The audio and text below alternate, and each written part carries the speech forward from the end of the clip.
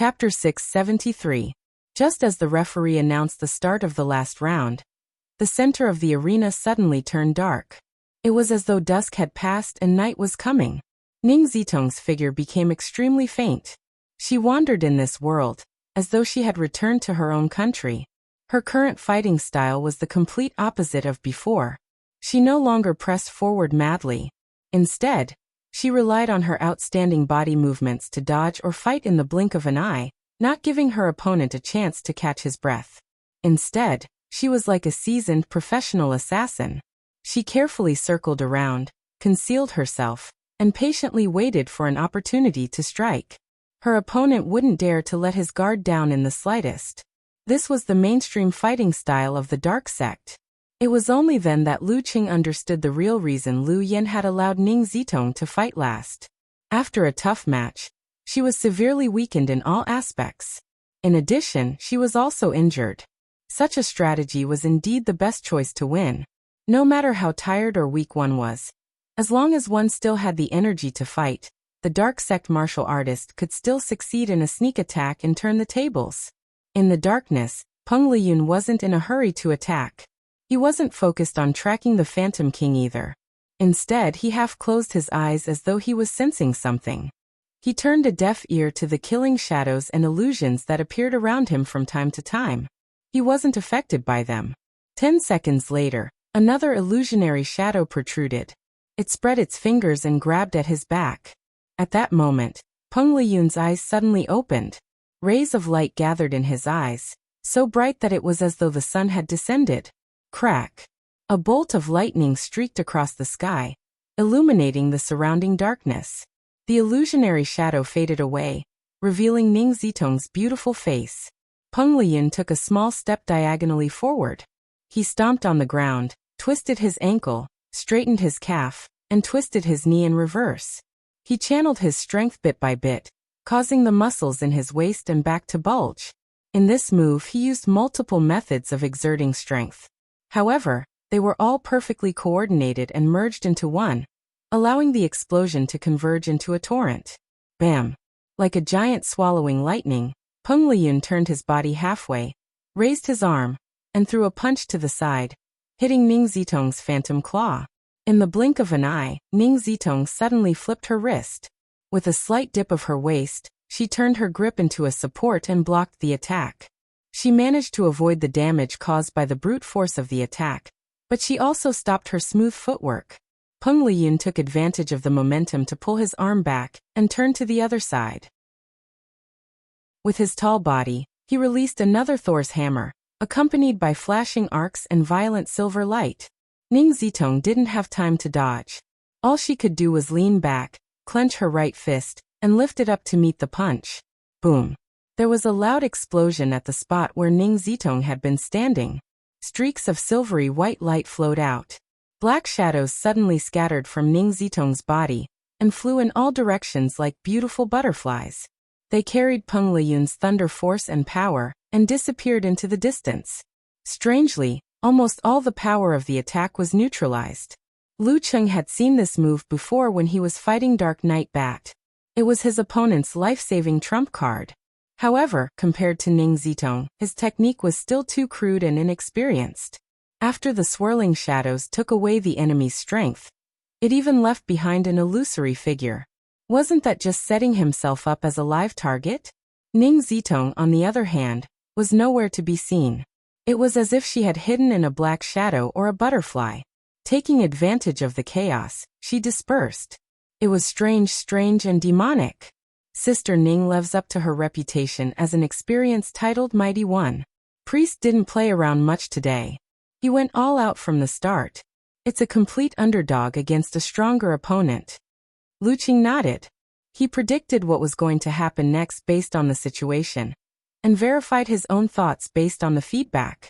Peng Liyun watched as the black shadows scattered and flew in all directions before converging into one in the distance. Peng Liyun was not disheartened at all.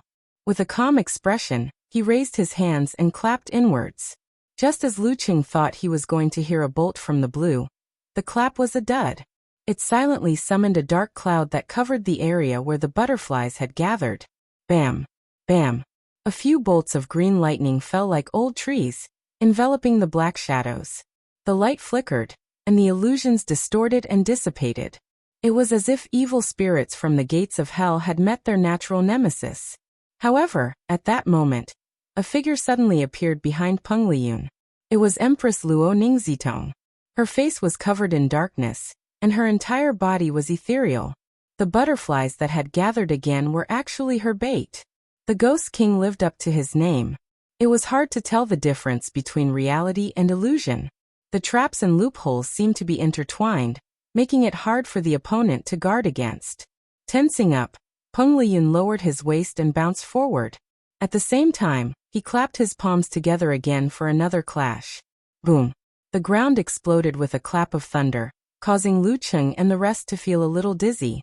However, Ning Zitong seemed to have her ears blocked and her mind sealed. She didn't hear anything and wasn't affected. She was like a real ghost, floating on the light as she chased closely behind Peng Liyun, reducing the distance between them.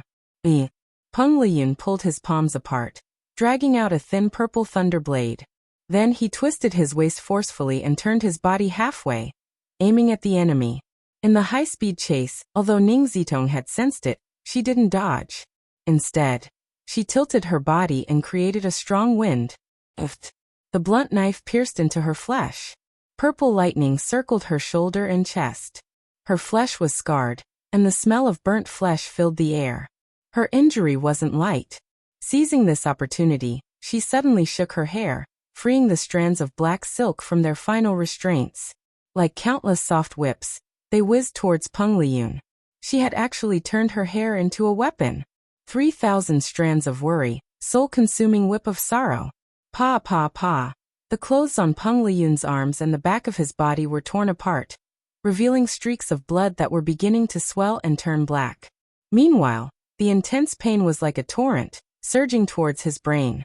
The dark sex poisonous force was excruciating. His scalp felt like it was being pricked by needles. Peng Liyun immediately spurted out silver-white thunder force, illuminating the area. This not only burned the poison, but also paralyzed the transmission of pain signals. Bam bam bam. Bam bam bam. Ning Zitong didn't let her opponent off the hook. She launched a frenzied attack, as if she could capsize her opponent in the next second. Peng Liyun didn't panic.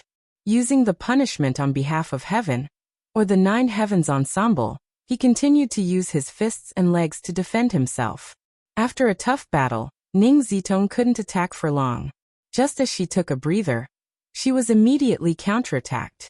She was completely suppressed by her opponent's fierce thunder hammer. She closed in step by step, and when she finally managed to put some distance between them, she started moving again. At this point, the battle had entered its most intense phase. One of them was poisoned, one was injured, one was slightly weaker, and one was tired. It seemed like the outcome would be decided at any moment. Lu Cheng and the rest watched intently. Their hearts were in their mouths as they watched the battle unfold nervously. At times, they felt that Peng Liyun wouldn't be able to survive Ning Zitong's next wave of attacks. At other times, they were worried that the Ghost King wouldn't be able to break away and would be killed by her thunderstorm. The winner would be the final winner of the day, and perhaps even the final winner of the year. The battle on the line lasted for a few minutes. While the audience panicked, breathless, or had their hearts pounding, Lu Qing noticed that Peng Liyun seemed to have carefully chosen every step he took. It looked like he was trying to lure Ning Zitong into the area where she would be electrocuted, but in reality, he would always slip past her by accident. Something's wrong, Lu Qing observed, recalling what happened before to look for clues. Just as this thought flashed through his mind, the situation on the field suddenly changed. Peng Liyun took a step back and stepped on the broken contact point of one of the high-voltage wires. Bam! All the similar points lit up instantly. The electric arcs that were supposed to be channeled to the ground leaped back in unison, exploding with the last and most dazzling light. The wires that extended to the bottom of the mountain caught fire and cut off the follow-up. Bam! With Ning Zitong as the core, the electric arcs started to curl inwards, like petals of a lotus flower that was about to close up. With her mysterious footwork, Ning Zitong found an opening and dodged out at high speed.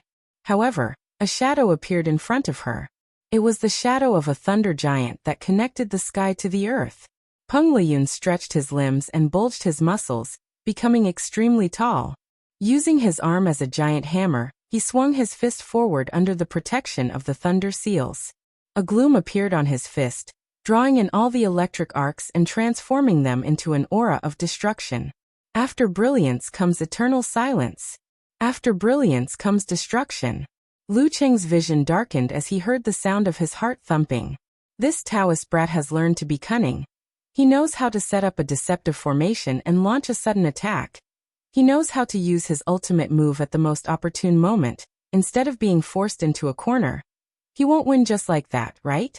As this thought flashed through his mind, Lu Cheng suddenly saw light.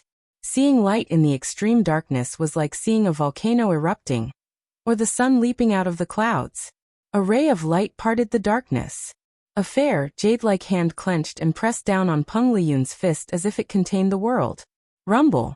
Amidst the deafening noise, the natural environment returned to the afternoon. The two figures flew backwards.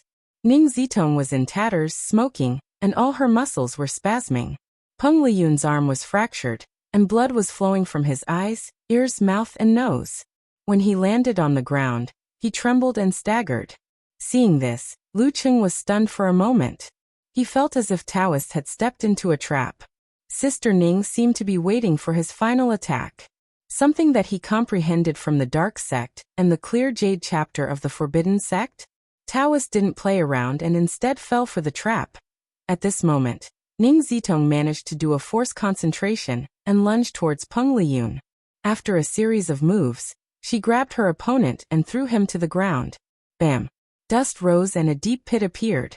Peng Liyun was lying in it, almost unconscious. With her last breath, Ning Zitong formed a sword with her finger and pointed it between her opponent's eyebrows. The referee looked from afar and quickly raised his hand. Round 5, Ning Zitong wins. The final result, Longhu Club wins. Before Lu Cheng could celebrate, a figure leaped out in front of him. It was Lu Yan, running and waving his fists in an exaggerated manner. He looked nothing like a middle-aged man in his 40s or 50s. Chapter 674. F***CK. Aren't you afraid of getting beaten up? Lu Cheng, who was supposed to be celebrating, was shocked by Coach Lu Yan's reaction. He forgot what he was supposed to do. The Shangqing sect substitutes didn't look too happy. Even the monks, Yin Yan and Ming He, had unfriendly looks in their eyes. If a fight breaks out, the referee won't be able to stop it. You're in your 40s or 50s and have seen all kinds of storms. Do you have to be so agitated? Look at Sister Ning and the Dragon King. They're just like kids. Lu Cheng subconsciously complained. He turned his gaze and saw Empress Luo, Ning Zitong, walking back. He quickly went up to her and praised her with a smile. I thought you would lose that move just now, Sister Ning. Supported by her disciple, Guojie, Ning Zitong replied with a smile. I was waiting for that move of his. Otherwise, I wouldn't have lasted much longer. How did you know Peng Liyun would use that move? Lu Cheng blurted out in surprise. Ning Zitong took a deep breath to cover up the pain in her body. She chuckled and said, given his personality, he would definitely use it unless he didn't fight or didn't gain anything. How could he resist not using it, trying it, and putting it into practice? Why does she sound so familiar? Lu Cheng was shocked again. There was nothing wrong with describing priest in this way, but to say that everyone knew about it. Looking at Lu Cheng's dumbfounded expression, Ning Zitong half joked and half explained. Do you think we don't research our juniors' personalities, habits, and fighting styles? After confirming that Peng Liyun had a higher chance of winning, I started thinking about many things. I've eaten salt before. Anyway, I'm very knowledgeable.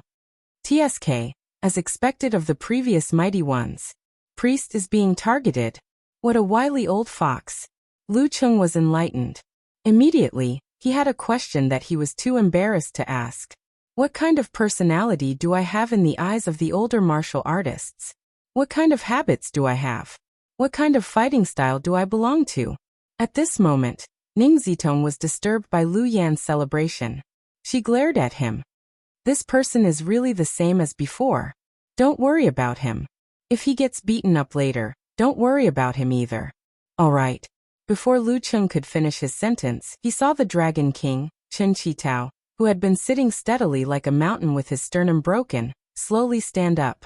His face was solemn, but he seemed to be impatient as he walked towards the Shangqing sect's seats. After this match, the Longhu Club's world's #1 title was in the bag. Chen Qitao stopped in front of Taoist Wu Guang and cupped his hands. Then he went to warrior sage Qian Donglu and did the same without any expression on his face. In a trance, Lu Qing seemed to smell a little joy and smugness, but he also felt that it was his imagination. If the Dragon King lost and the warrior sage came to greet him, he would definitely leave in a huff and wouldn't consider anything else. However, the warrior sage was not only lazy, he was also someone who cared a lot about his reputation and image. As he pondered, Lu Cheng saw Qian Donglu return the greeting gracefully and say a few words of congratulations and modesty, even though his face was dark and gloomy. Excellence in one, complexity in a variety. Chen Qitao nodded slightly and didn't say anything else. He repeated his words, looked around, nodded in acknowledgement, and turned to leave. Lu Qing vaguely saw warrior sage Qian Donglu's forehead twitch a little. At the same time, he caught a glimpse of Coach Lu Yan celebrating in front of the Shangqing sect members. He paused in confusion and sized them up. He looked lost, as though he had forgotten his original goal. No one noticed that after the Dragon King cupped his hands, Taoist Wu Guang let out a long sigh and slowly walked towards the passageway leading down the mountain. Lu Qing looked around, gathered up his mixed feelings of joy and emotion, and came to Peng Liyun's side. Before he could open his mouth, the young martial artist, who was always in a daze, said in a slightly confused tone, "That's right. I think I can win this match. Haha, this kind of Taoist is rare." Lu Qing almost laughed out loud. He replied seriously, "You're being targeted. Empress Luo is waiting for you to use that move." I see. If only I had waited a little longer, perhaps the outcome would have been different. Compared to Ning Zitong, who needed support, Peng Liyun was at least able to walk and jump despite his serious injuries. He couldn't help but feel a little disappointed. Lu Qing couldn't help but grumble.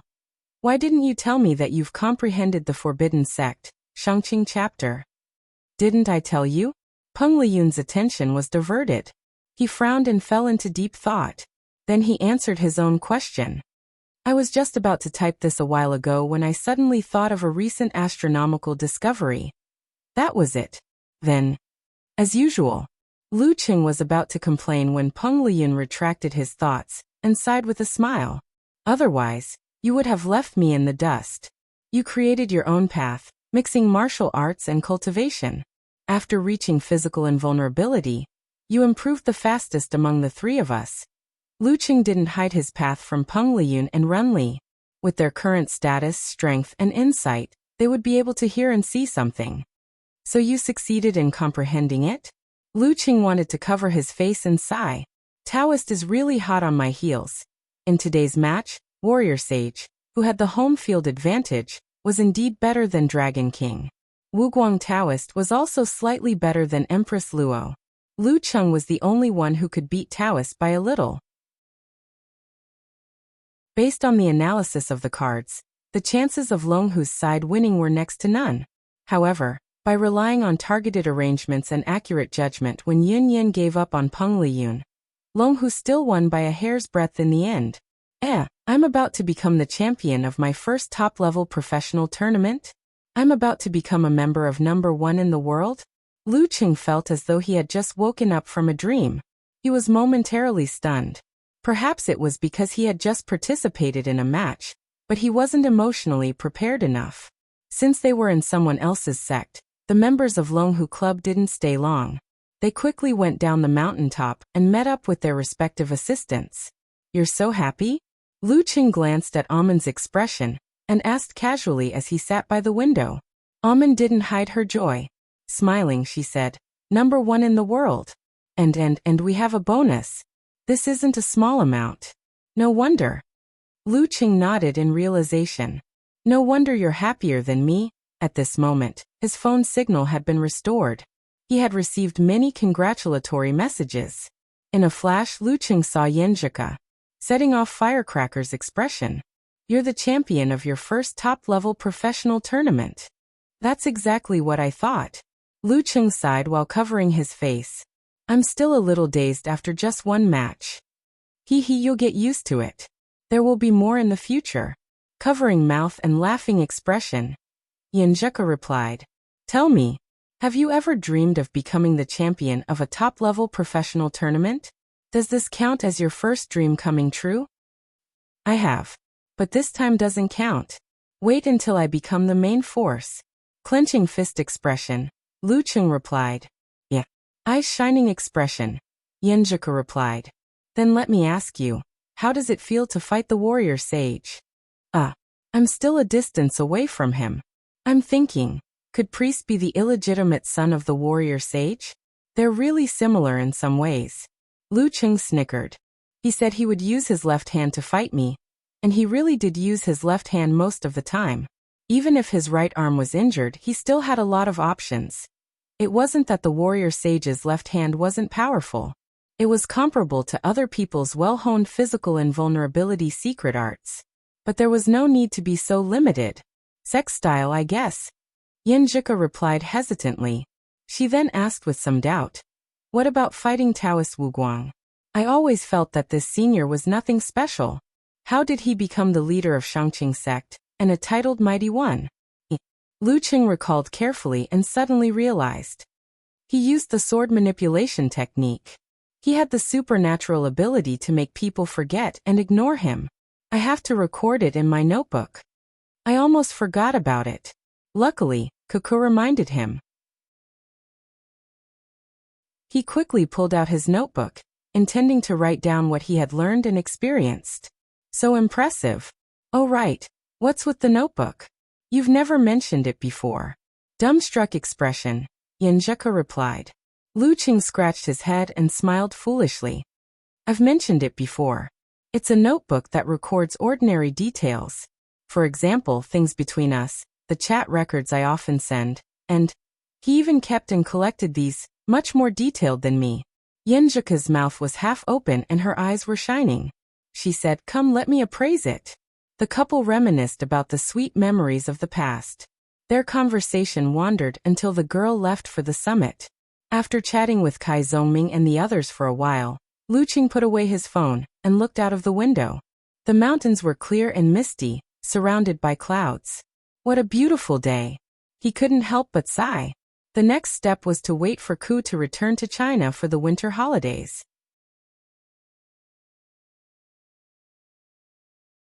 Chapter 675.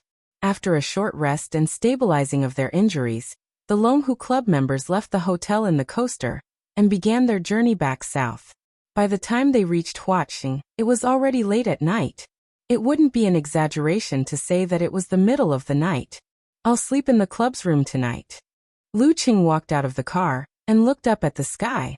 Dragon King Chen Qitao and Empress Luo, Ning Zitong, were both severely injured. They alighted at the club's affiliated hospital. Although their self-healing abilities were strong and they could recover quickly by themselves, as martial artists, they had to have enough self-awareness. That is, if they could recover a little earlier, they had to do so. If they could reach their peak condition a little earlier, they had to do so earlier. Accidents wouldn't wait for you, and neither would your enemies. Any mighty one with rich experience in war-torn zones understood this, including Chen Qitao, Geezer Shi, Lu Cheng, Peng Liyun, and Run Li. Therefore, using modern medical technology to speed up the recovery of injuries was a natural choice. Even the proud and awkward Dragon King wouldn't reject it. Hearing Lu Cheng's words, Coach Lu Yan shook his head and muttered, "At times like this, I need the bed I'm most familiar with." With that, he got his personal chauffeur to drive the SUV over and drove away from the entrance. "All right, I'll get old Zhao to rest first." Almond turned around and jogged a few steps to inform the chauffeur, Zhao Zhenhua. "Let him give you a ride." Lu Cheng instructed with a smile. "It's fine, I'll sleep in the club too. I have a room in the assistant team. It's already 2 in the morning. Instead of going back and forth, I might as well get more sleep." Amen was in a good mood. Lu Qing didn't nag her. After seeing that Guojie had also chosen to stay in the club, he passed through the guarded door and took the elevator to the 5th floor. He planned to tidy up and rest. Yin Zheka had just finished her dinner and was listening to the upcoming meeting. Lu Qing, who was full of energy after a deep sleep in the car, suddenly felt a little bored.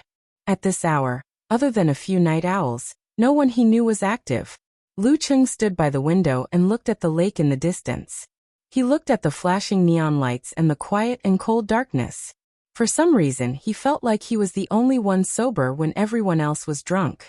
Priest didn't relax at all. Instead, he used me as a small target and exploded with even stronger and more persistent motivation.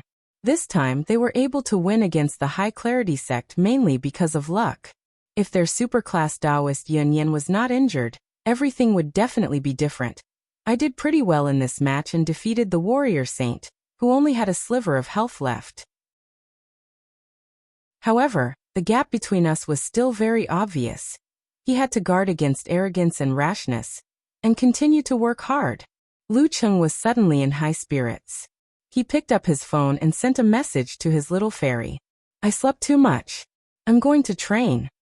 I have a big goal. I want to catch up with the Dragon King and the Warrior Sage. After a while, Yin Zheka sent a smiley face emoji. Does that mean we should get high? Lu Qing couldn't help but laugh. He put away his phone, changed into his martial arts suit, and walked down the safety passage to the bottom floor. He passed through the cloister and arrived at the entrance of the volcano laboratory. There were people on duty 24 hours a day, which was the Dragon King's request. After keying in the password and going through the scan, Lu Qing entered this place that had a sci-fi feel to it. He instructed the staff to activate volcano mode.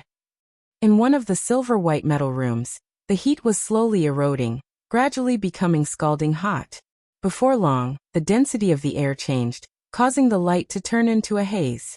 Lu Qing's long and deep breaths began to slow down. It seemed that he had to filter the air before he dared to let the air into his body to prevent it from burning his fragile body. Red and orange colors swam before his eyes. Lu Qing felt as if he was completely engulfed in flames.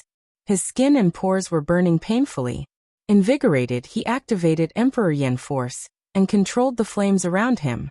He tamed them like a child's toy and let them roam happily on his clothes. The temperature rose higher and higher until it reached a limit. Lu Qing endured the burning sensation all over his body, got into a stance, and started practicing his punches and kicks. After the battle with the warrior sage, he realized that his opponent's ability to control the environment was very strong. Unlike himself, his supernatural ability and heaven and earth blessing were simply mixed together and didn't achieve the effect of 1 + 1 = 2. More importantly, the warrior sage had turned his own experience, thoughts, and understanding into moves that were closely connected to his surroundings. Therefore, it was mysterious and full of hidden changes. It was very much like the connection between man and nature. This is something I can't compare to him in. Apart from the training of my mind, I can't slack off in other areas.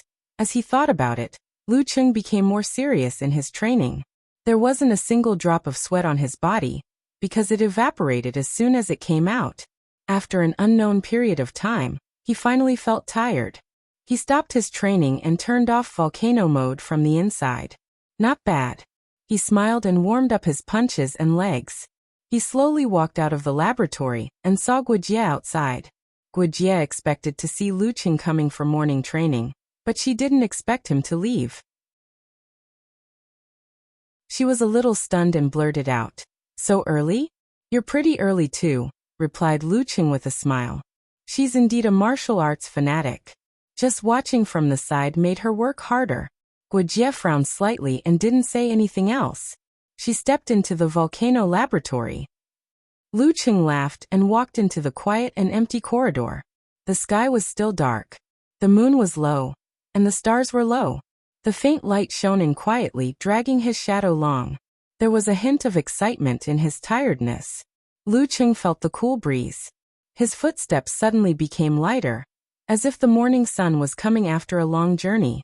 At this moment, he had that feeling of my future is not a dream. The next day was Monday.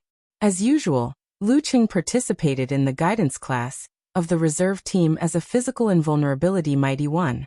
Unexpectedly, he saw a familiar face among Tu Zheng and the others. It was the elegant and handsome Li Xiaoyuan, who looked like an immortal with his long hair draped over his shoulders. Li Xiaoyuan, the Li Xiaoyuan whose aesthetic taste had always left him dumbfounded. The Li Xiaoyuan whom he had met at the Martial Sage Candidate Challenge tournament in Yanling.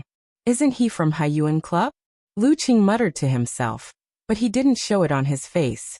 Only when the guidance class ended did he stop Li Xiaoyuan and drag him to a corner. You're here to observe? Exchange learning, replied Li Xiaoyuan with a smile. Li Xiaoyuan chuckled and replied, the higher-ups said that we can barely be considered as part of the same system and have some connections, so we need to interact more. So I was sent here. Lu Cheng's mouth twitched. I just poached Optimus Prime, and now I'm sending you here. Are you trying to make enemies? SSS, you guys will fight. Li Xiaoyuan seemed to be shocked. He widened his eyes and asked, but it wasn't clear if he was really afraid or just joking. Lu Cheng's face darkened. How would a physical invulnerability mighty one have the time to deal with you? Have some dignity. Following which he pouted and pointed at Jialu and the rest. I'm afraid the members of the reserve team will get hot-blooded. Li Xiaoyuan followed Lu Cheng's gaze, ran his fingers through his hair, and clicked his tongue. Then he replied with interest, that's pretty good. Why does this guy look like he's not afraid of trouble? To think that he looks like Run Li, quiet and gentle. Lu Qing took a deep breath and invited Li Xiaoyuan out for seafood as a host. In a seafood restaurant that Lu Qing had verified, Li Xiaoyuan was holding a mantis shrimp that was much bigger than a palm. He smiled and said, I heard that there's a special way to eat this.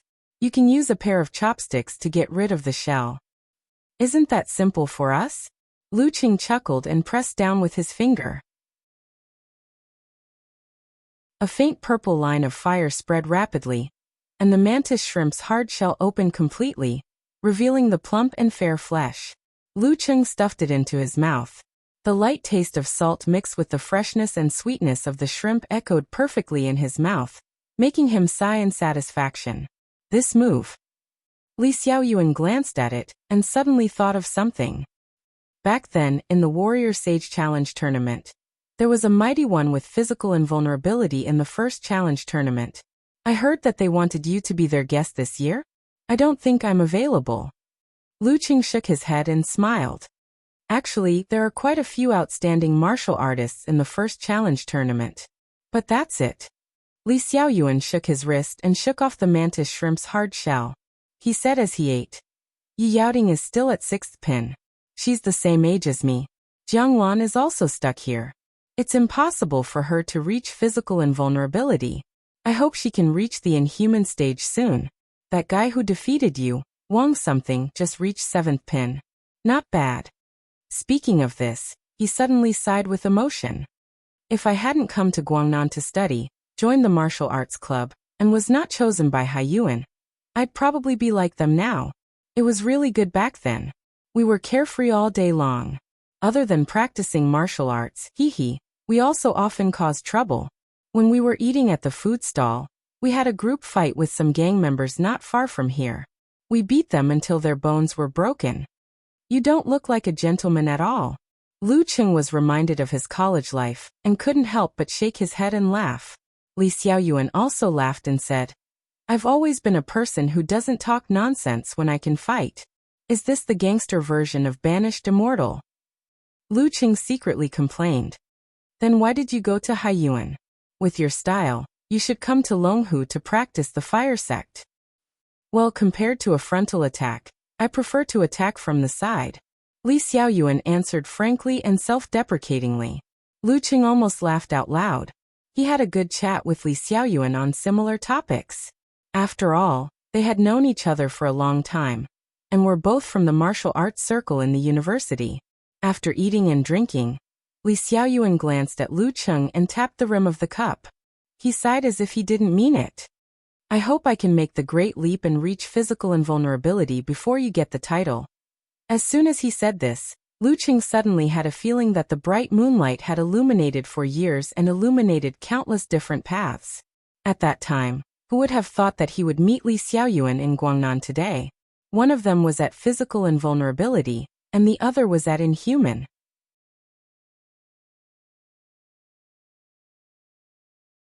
Chapter 676. Touched by Li Xiaoyuan's hope, Lu Qing gave him his encouragement and blessings. The visit of a friend he wasn't familiar with but had known for a long time, as well as the miraculous fact that both of them were in the same circle, triggered his nostalgia for the past and the throbbing of his heart when he first stepped into the ring. It was a perfect reflection of last night's reinvigorated thought of, my future is not a dream. In such a state he was in a good mood, a little tipsy like before he quit drinking. So much so that after sending Li Xiaoyuan to the apartment arranged by the Longhu Club, he even took a stroll along the bridge by the river. He even climbed up to take a picture of the dazzling city that never sleeps for Yanzhika. The next day, in the SUV heading to Longhu Club, Lu Qing sat upright with his eyes half closed, as though he was resting. Amin flipped through her notebook, glanced at Lu Qing and said softly, Mr. Lu, you have to go to the conference room on the 5th floor at 9:10 a.m. There are a few guests. What guests? Lu Qing didn't open his eyes and asked calmly. Amin had already prepared what to say. Smiling, she replied, guests from 2 game companies. Lu Qing expressed his doubts with a single syllable. Why are the game companies looking for me? I have shares in them, the kind that belongs to the board of directors? It's like this. Amin explained with a smile.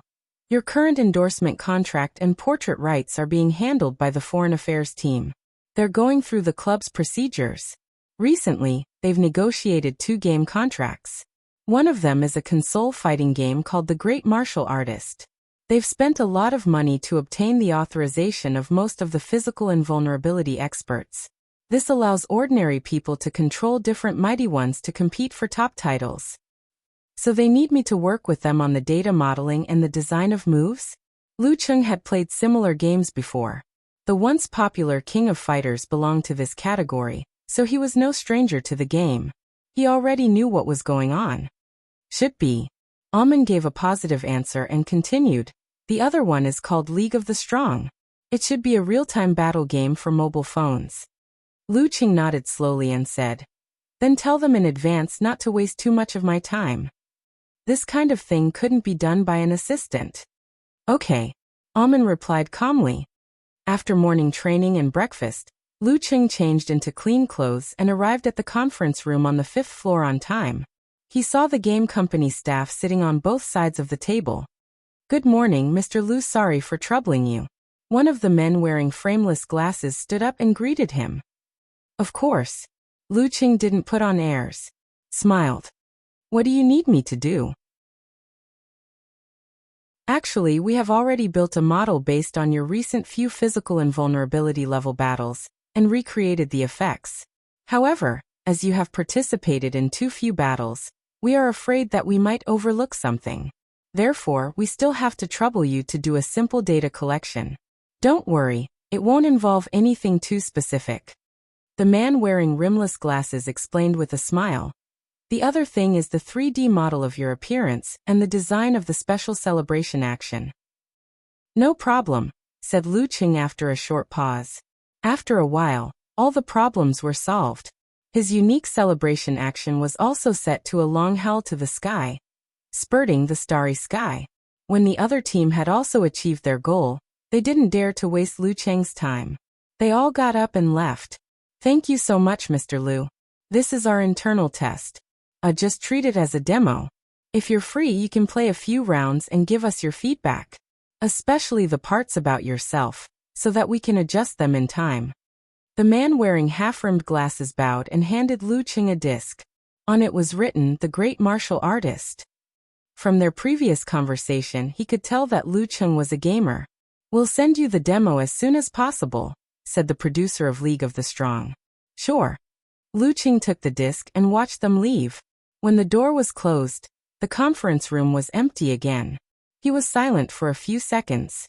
Then, with great interest, he walked to the projection screen and inserted the disc into the mainframe. I wonder what level they've chosen for me. Lu Qing sat down cross-legged and watched the screen light up. The logo flashed. Soon, he entered the selection interface and saw more than 100 avatars of physical invulnerability experts.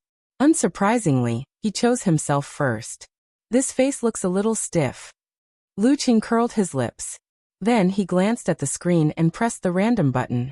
After a series of flashes, the screen stopped at Dragon King. What a coincidence. Dragon King must be one of the strongest. Just nice to compare my situation. Lu Qing was delighted and began the battle. Damn, so strong. Even with my control, I still lost to Dragon King. It doesn't show the characteristics of my combination of martial arts and cultivation. No, I have to get serious. After 7 or 8 rounds, he suddenly raised his arm and waved his fist in excitement. On the screen, the Dragon King slowly fell to the ground with a bloody nose and a swollen face.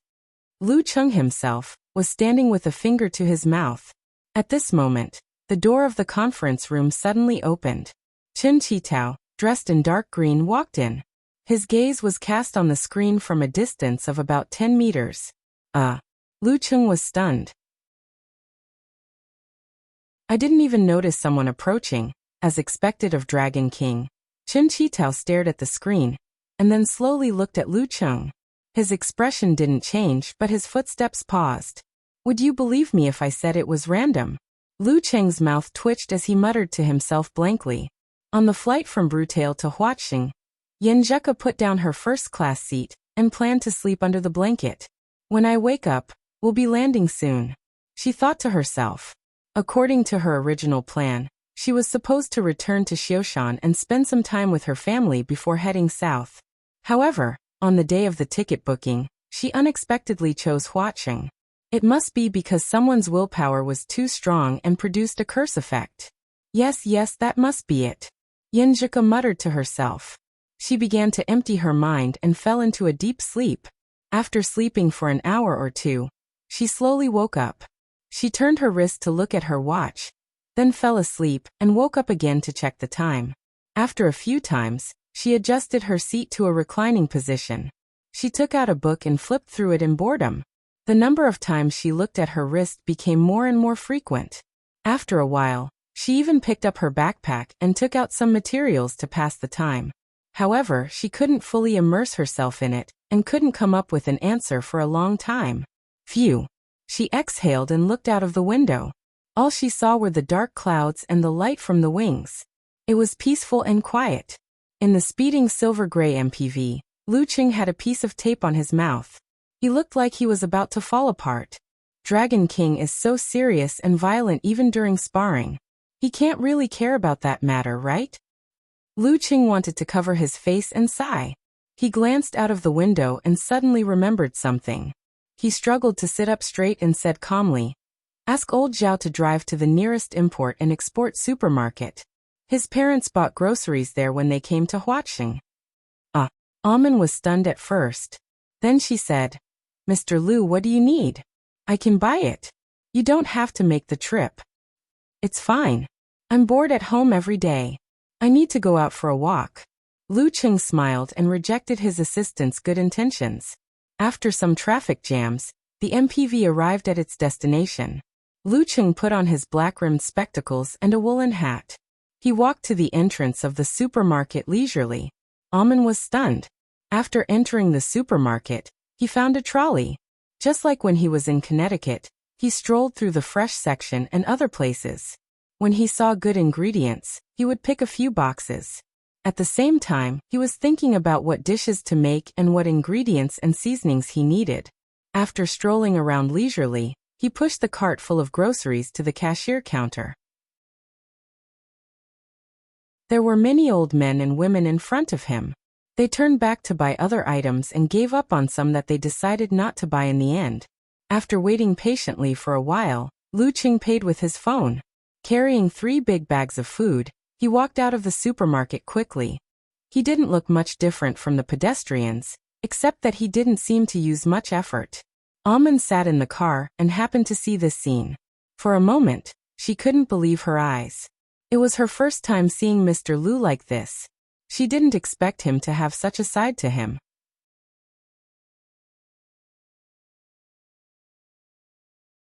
Chapter 677.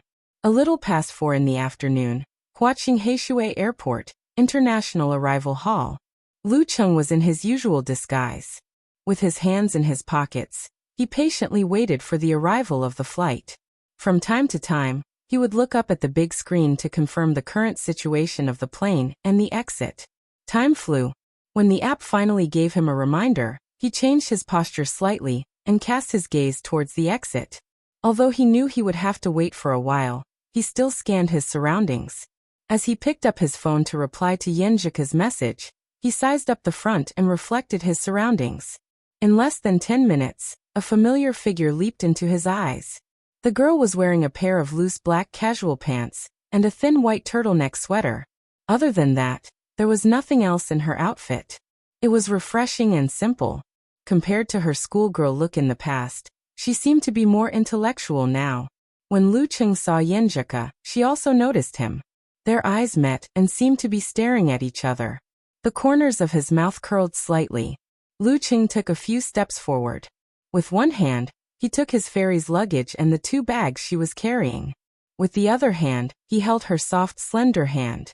The entire process was so smooth and natural that it was as though he had practiced it thousands of times. Yenjika's body was relatively relaxed as she allowed Lu Cheng to pull her forward. After a few steps, her other hand quietly reached over and wrapped around the crook of her husband's arm. She leaned her body against it. Lu Cheng turned his head to look at the girl's delicate face and chuckled. "I won't be bringing you out to appraise the delicacies of Huaqing today. It's time for you to see my true culinary skills." Yenjika was dumbfounded. "My culinary skills have improved recently. I've learned quite a few new techniques," Lu Cheng explained with a smile. "Haven't you been practicing physical invulnerability secret arts for the past few months?" The girl had a "don't lie to me" look on her face. Lu Cheng immediately laughed. "It's a byproduct of practicing martial arts. My control over cold, low temperature, and flames has improved. The range of what I can achieve has also expanded. I can play with quite a few intricate tricks.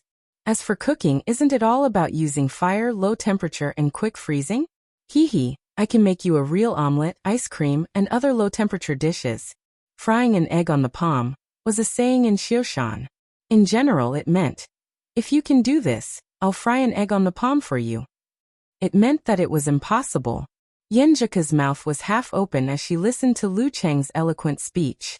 She was lost for words, which made him want to pinch her cheeks. After a few seconds, the girl said in annoyance and amusement, "I'm sorry. You look very proud." Of course, this is what I call a good man in the new era who is good in the hall and good in the kitchen. Lu Cheng smiled complacently and asked half-jokingly, "Looking forward to it?" "I'm looking forward to it." Yenjika rolled her eyes, pursed her lips, and nodded vigorously. The couple walked out of the hall and came to the parking lot. Amen was already waiting for them. Yenjika greeted her politely. After that, Amen didn't sit in the back of the SUV. Instead, she sat in the passenger seat and looked down, ignoring the chauffeur, old Zhao. With a partition in front and back, Lu Cheng pulled Yenjika to sit down and let her lean on him. They talked about what they had seen in Europe for the past few days. He didn't lose his composure, just like when they were in Aunt Du's car in Connecticut City. Of course, Lu Cheng had been thinking about what to do when they arrived at the villa. Should I give Ku a cabinet later?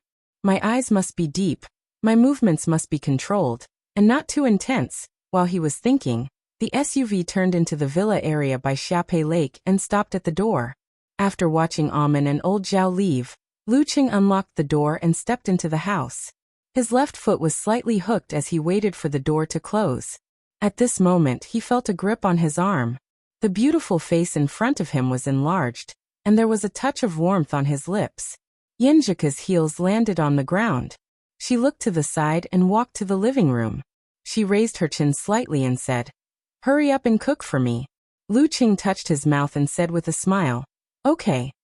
After answering, he lifted the suitcase and said, "Put the things up first."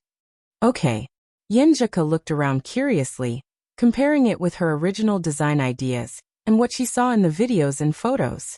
It seemed that without Lu Cheng's introduction, she could clearly understand the purpose of every room and the original intention of every detail. She was no stranger to it. In this wonderful feeling, she followed her husband to the second floor and entered the master bedroom. She saw the floor-to-ceiling window painted by the burning clouds, gorgeous and dreamy. She also saw the Xiape Lake not far away, glittering with golden scales. "How is it? Isn't it beautiful?" Lu Qing asked with a smile. Yenjika's various feelings were interrupted. She snorted and looked sideways at him. "I wanted to compliment you, but now I can't." She put down the suitcase and slowly squatted down. "Let me tidy up a little." After a few seconds, she felt something. She raised her head and saw Lu Qing looking at her with a smile. "Why are you looking at me?" Yenjika asked in a sweet voice. Lu Qing cleared his throat and smiled. "I'll never get tired of looking at you." Before she could scold him, he also squatted down and didn't look away. He smiled and said, "I'll help you tidy up." Yenjika seemed to be affected by his gaze and subconsciously looked to the side. She pushed Lu Qing up and said, "You go and cook first. I'll be right down." "Okay." Lu Qing also heard his stomach growling. Yenjika watched him disappear from the bedroom door. The dimples on her cheeks were outlined little by little, and the light in her eyes was overflowing. She lazily stretched her beautiful waist and quickly took out the luggage and sorted it. After doing all this, she strolled around the room, admiring every layout that had existed in her mind for a long time. After 2 rounds, she sat on the edge of the bed and lay on her back, letting her body be wrapped in the fluff and softness. She originally thought that she would feel a little unfamiliar and uncomfortable, and that she would need to spend a day or 2 to fully familiarize herself with the place. Who knew that this feeling was only a little, just like returning to the boudoir every winter or summer vacation. The smell of sunshine, the smell of oranges, so comfortable. I'm a little sleepy. I didn't sleep much on the plane. I'll take a short nap. I'll get up in 10 minutes. 10 minutes. In the kitchen on the first floor, the ice cream was covered in light blue crystals, and then a strong smoke came out, as if it was a fantasy. Lu Qing looked at the meat roasted by the purple flames and couldn't help but look outside. He muttered to himself, "I've made a few dishes. Why hasn't cook come down yet?" In confusion, he stopped preparing the next dish, cleaned up the mess, and returned to the second floor. When he arrived at the bedroom door, he saw the girl lying on the bed on her side. Her eyes were closed, her eyebrows were relaxed, and she was sleeping soundly. She fell asleep just like that. Lu Qing couldn't help but laugh and shake his head. Looking at such a sleeping beauty, he suddenly felt a little sleepy. He quickly turned his head and went downstairs. He put the cooked hot dishes into the steamer and adjusted the mode, so that they were in a warm state. As for the ice cream, he finished it in one gulp to prevent the quality of the ice cream from deteriorating. Silently returning to the bedroom, Lu Qing went to the other side and lay down beside Yenjika. Just as he came to a stop, the girl automatically turned around, wrapped her arms around him, and put her feet on him as if she was entangling him. Her breath was warm and sweet, and he smelled a fragrance. Lu Cheng's lips curved into a smile. His body and mind relaxed, and he quickly fell into a deep sleep. The next morning after a late dinner, Lu Cheng and Yenjika took a commercial car and began their journey to the Longhu Club. According to the plan, they would live as usual for the next few days. They would train in the morning and wander around Huaqing in the afternoon, experiencing different delicacies and specialties. At night, they might go out and look at the river of cars, or stay at home and burn their passion. When the last 2 rounds of the top professional competition were over, and the girl returned from Xiushan or Jiangnan, they would go on a road trip that they had prepared for a long time. "What are you thinking about?" In the exclusive lounge, Lu Qing noticed that the girl was a little lost in thought. "Thinking about the dishes you made." Yenjika pursed her lips and smiled. "You can be called the Ice and Fire Devil Chef now." After saying that, she pushed Lu Qing out and said with a half smile, half anger, "Go train. You have to bring me around Huaqing in the afternoon." "Okay." Lu Qing smiled and walked out of the lounge in high spirits, heading for the training ground. Watching him leave, Yenjika experienced the energetic state of her husband. "He's quite hardworking. Cheng has to train, and I have things to do. I have important things to do too, so I won't be idle. The girl turned to Amen beside her, smiled faintly and said, give me a copy of his relevant financial statements.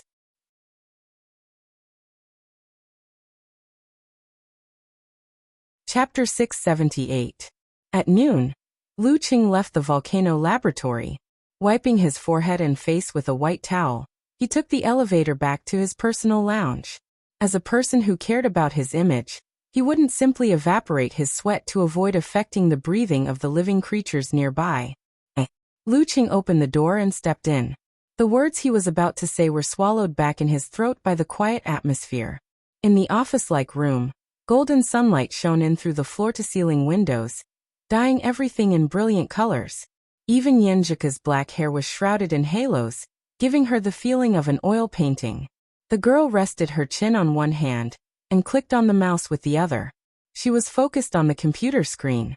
Beside her was a stack of printed papers. Sometimes she frowned. Sometimes she picked up a fountain pen and gently bit the end of it. Sometimes she tapped on the keyboard. And sometimes she wrote something on the paper. She was completely focused on nothing else. Even when she sensed her husband coming in, she only glanced at him with her beautiful eyes that were as black as ink. Lu Qing couldn't help but laugh. He sat on the sofa and didn't say anything. He quietly watched his little fairy girl work, watching her unconsciously biting the pen. After a long time, Yenjika suddenly let out a cry of ah, and looked up at Lu Qing. She asked in a daze, What time is it? It's almost 1. Lu Qing turned on the phone screen and glanced at the time. Yenjika pursed her lips and turned her head to the side. She suddenly realized something and felt a little embarrassed. I was wondering why I always wanted to eat something. Haha, it's not too late now. It's not even noon yet. Lu Qing stood up and walked towards his little fairy girl. Yes, I want to eat crab roe dumplings, sugar cakes, shrimp dumplings, and… Yenjika muttered to herself. She couldn't help but swallow her saliva. Then she put away the paper and pen. Waving her hand, she said, We'll do the rest tomorrow. Lu Qing held her hand and smiled in agreement. I want to continue tomorrow too. In the afternoon, Lu Qing and Yenjika walked out of the restaurant side by side. They took the escalator to the ground floor. There are so many people over there. While the sun was setting, the girl saw a group of people surrounding a certain door on the left side of the street through the window. She didn't know what they were looking at. Lu Qing followed her line of sight, and only saw a dark mass of figures. He suggested with great interest, Let's go and have a look. Even physical invulnerability experts were curious and had the genes of onlookers. Sure. Yenjika was equally excited. When they reached the bottom floor, the young couple first exited the entrance of the mall and walked around for 100 meters before they arrived at the place where the crowd was gathered. They found that both the upper and lower floors of the mall were decorated in the same style. It was light and elegant, deep and profound, and it was very Japanese. Shinya Dojo. Lu Qing read out the name of the sign. It sounds like a martial arts club in Japan. Yenjika guessed thoughtfully. I think I've heard of it before. It's an ancient school. Lu Qing looked around and saw many women in kimonos. They stood side by side at the entrance, forming a beautiful scenery that attracted the eyes of passers-by. On the tables on both sides of the entrance were several katanas of different lengths. It's definitely a martial arts dojo. Lu Qing made a definite judgment. Yenjika's eyes turned up and suddenly laughed. Does this count as stealing our jobs? Go Husky kicked their dojo and smashed their cards. While the girl was putting on a show, Lu Qing just smiled and said, It's nothing. Aren't there so many martial arts dojos in America? Didn't I train a group of Taoists? Well, in this day and age, everyone likes novelty. Martial arts with exotic characteristics, unusual atmosphere, and a long history. It's hard not to be popular. Yenjika bit her lower lip and smiled with dimples. They chatted for a while on this topic.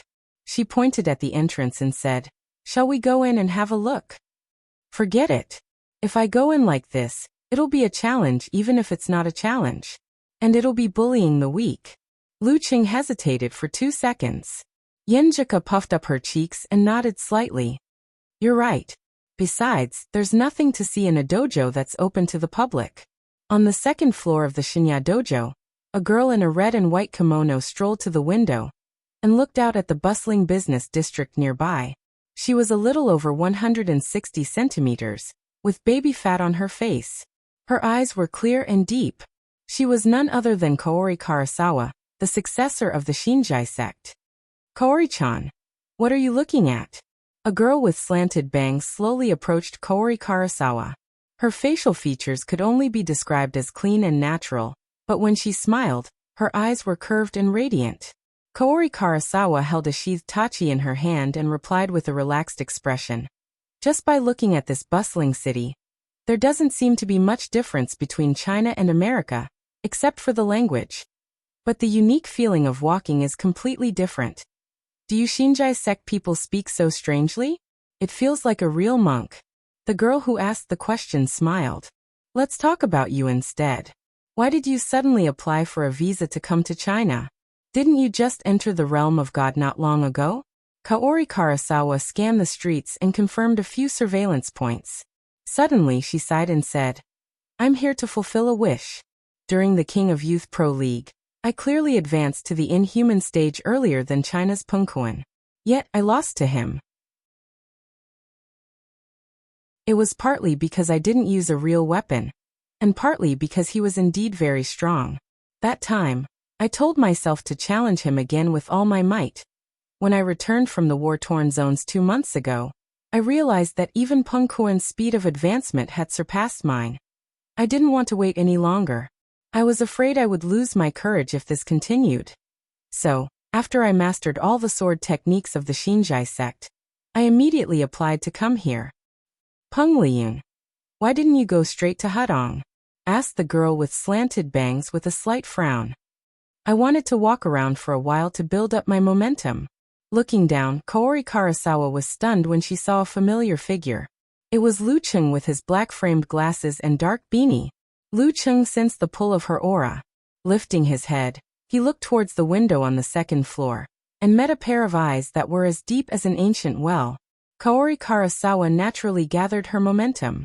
Her mind was on alert as her right hand reached for the hilt of her saber instinctively. She was like a divine weapon sealed in a case. She had endured and waited for a long time, polishing her edge from time to time and honing herself.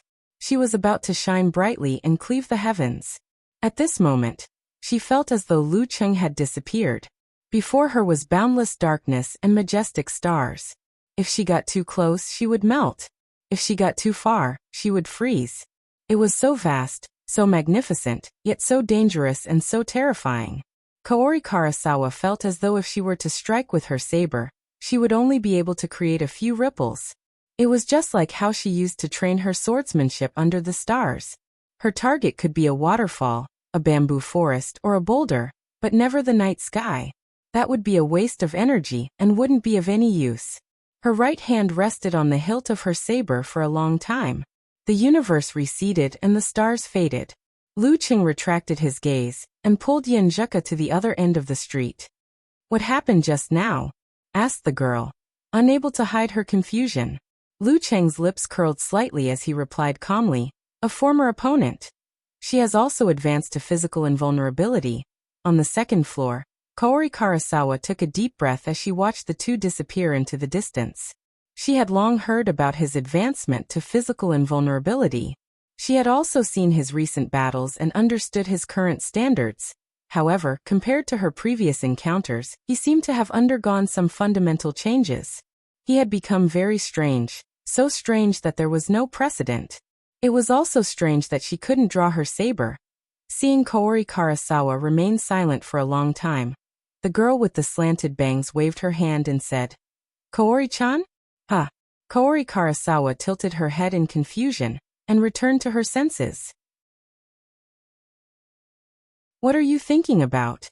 Asked the girl with the slanted bangs after some deliberation. Kaori Karasawa pondered for a good 10 seconds before replying. There are too many physical invulnerability mighty ones in China. The girl with the slanted bangs waited for her to continue. Kaori Karasawa's face darkened slightly as she continued. And we have too few. Without waiting for the girl with the slanted bangs to ask further, she continued. That's why we can't organize such large-scale professional competitions and title matches. We can't be like their physical invulnerability mighty ones, who have to constantly improve their Dao and techniques. That's true. The girl with the slanted bangs couldn't lie to herself and nodded in agreement. At this moment, Kaori Karasawa suddenly smiled sweetly and said in an ethereal tone, "Do you think I can stay in China and participate in such competitions? Not only do they have sex, but they also have the union and clubs. They should be able to invite foreigners, right?"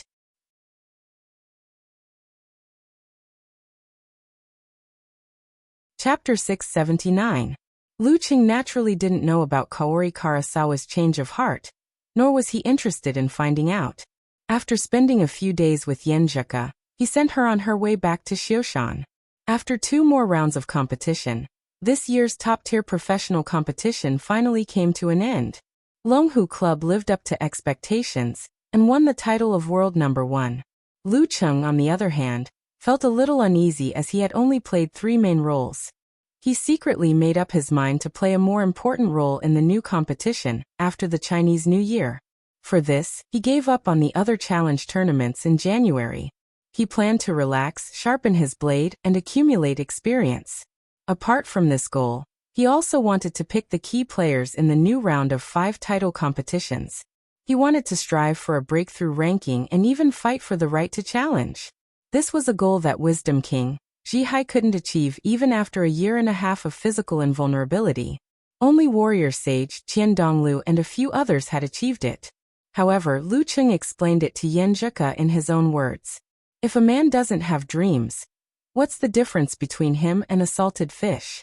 At the beginning of January, Yenjika returned to Huaqing again. Lu Qing brought her on a 6-day road trip around Guangnan. The couple washed away the mental fatigue from the previous year and glowed with renewed vigor. After they agreed to spend the Chinese New Year together in Connecticut, Lu Qing sent off his little fairy again. He began to visit Dragon King, Empress Luo, and the rest to wish them a happy new year. He planned to return home early and spend more time with his parents. Before that, he flew to the northern city of Huiyuan and took advantage of his free time to visit his best friend. This was the hometown of talker Kai Zongming. It wasn't a big place, but it wasn't small either. He couldn't reach there directly by air and had to transfer to a high-speed rail. Little Ming, who always dressed simply, waited at the exit with a look of disdain. Looking at the disguised Lu Qing, he said in annoyance, "Can't you King come a few days earlier or later?" Tisk. Lu Qing used his tone to express his disdain and deep meaning. He knew that Casanova's girlfriend, Fang Yuan, would be on vacation these few days. However, wasn't this pretty good? Lu Qing chuckled to himself and followed Kai Zongming to his black SUV.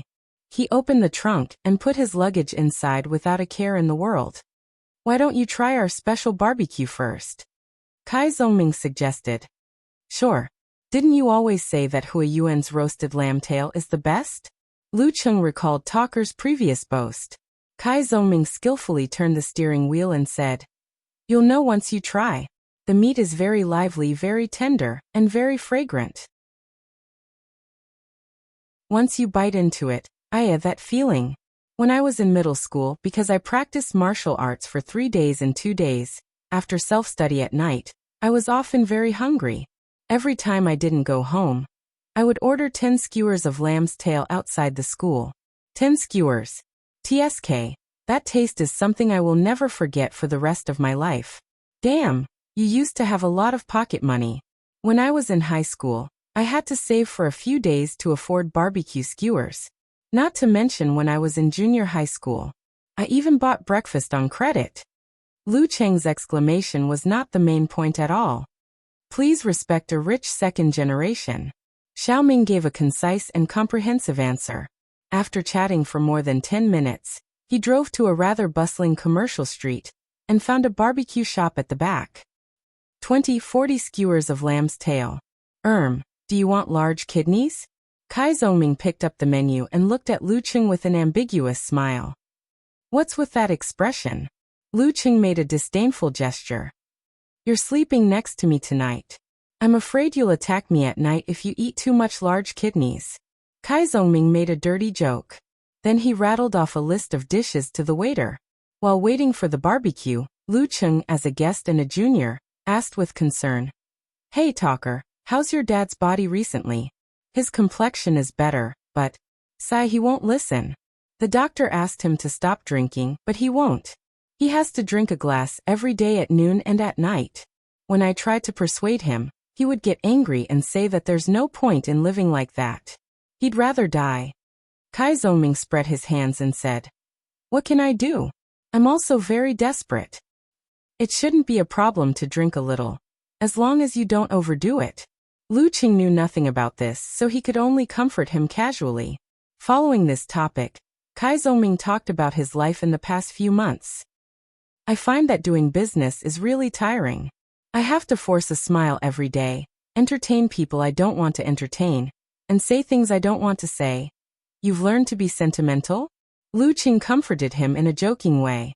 Kai Zongming was angry and amused. "Are you here to do crosstalk with me? But my family's business has been going downhill in the past 2 years. Sigh, the whole industry is entering the twilight period.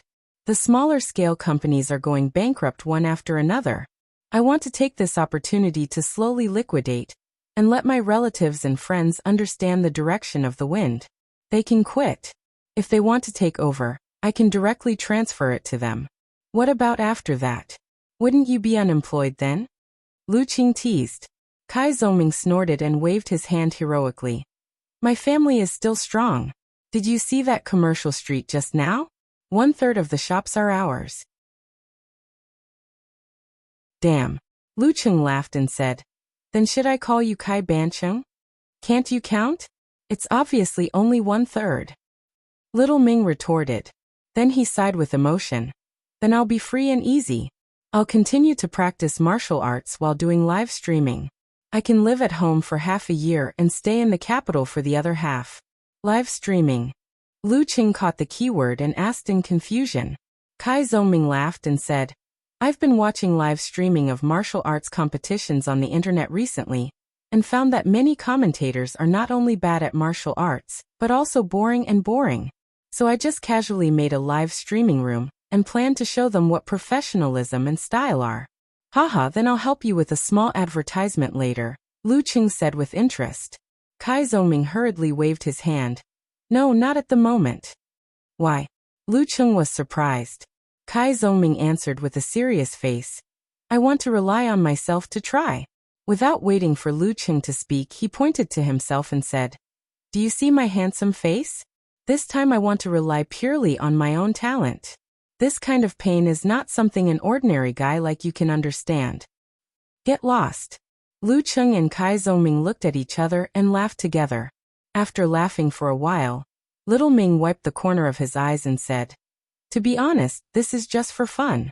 If there is a need in the future, we'll talk about it." At this time, the first batch of skewers was served and the two began to eat. After eating and drinking, Lu Qing praised the sheep's tail, while walking with Kai Zongming in the commercial street to digest the food. "Here, the place where I started to practice martial arts."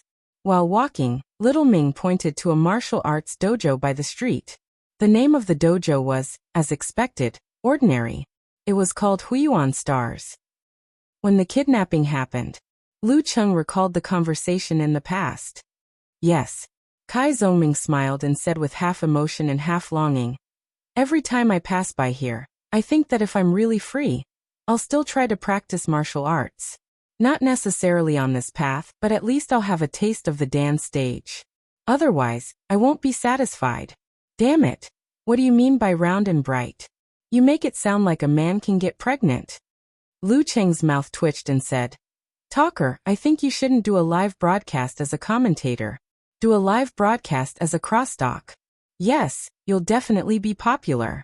Just as Kai Zongming was about to reply, an old man in a black woolen coat walked out of the dojo. He was about 60 years old, still had black hair and looked hale and hearty. If not for the obvious wrinkles on his face, it wouldn't be an exaggeration to call him middle-aged. "Kai Zongming." The old man glanced over and was stunned for half a second. "Hello, Coach Yu." Little Ming greeted with a smile. Then he lowered his voice and said to Lu Cheng, I'm the martial arts initiation coach. Old Man Yu walked over with his hands behind his back. He sized up the student in front of him and said with half a smile and half a sigh, "You're full of vitality and didn't stop training. I often tell others that you're the one I regret the most. If you had been more serious, focused, and worked harder, you definitely wouldn't be where you are now." After sighing, he didn't say anything else.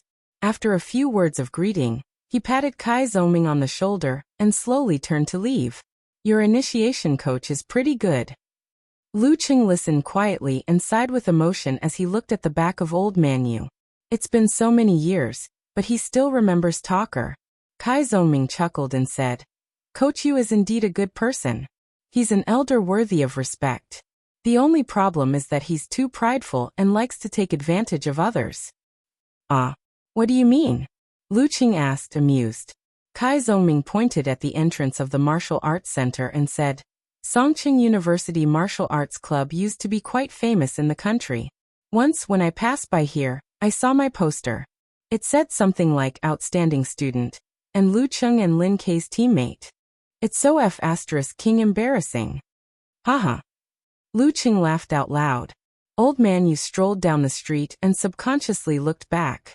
He happened to see Lu Cheng and Kai Zoming's departing figures, and felt that they were both familiar. "I don't know them." He smiled and shook his head. He continued to turn into a nearby neighborhood. Suddenly he froze on the spot. He overlapped another figure with a certain expert. Even though it was disguised, it was definitely him. Old Man Yu hurriedly looked back, but the figure had already disappeared without a trace. For a moment he was disappointed and his heart ached. It was like there was a stack of money on the ground, but he didn't notice it and couldn't pick it up. He remained in this state for a long time. Even when he returned home, Old Man Yu was still sighing. He didn't even taste the supper his wife made. "What's wrong?" his wife asked, puzzled. "I didn't." Old Man Yu blamed himself. "Sigh, what a waste. My heart aches. What a good opportunity. My heart aches."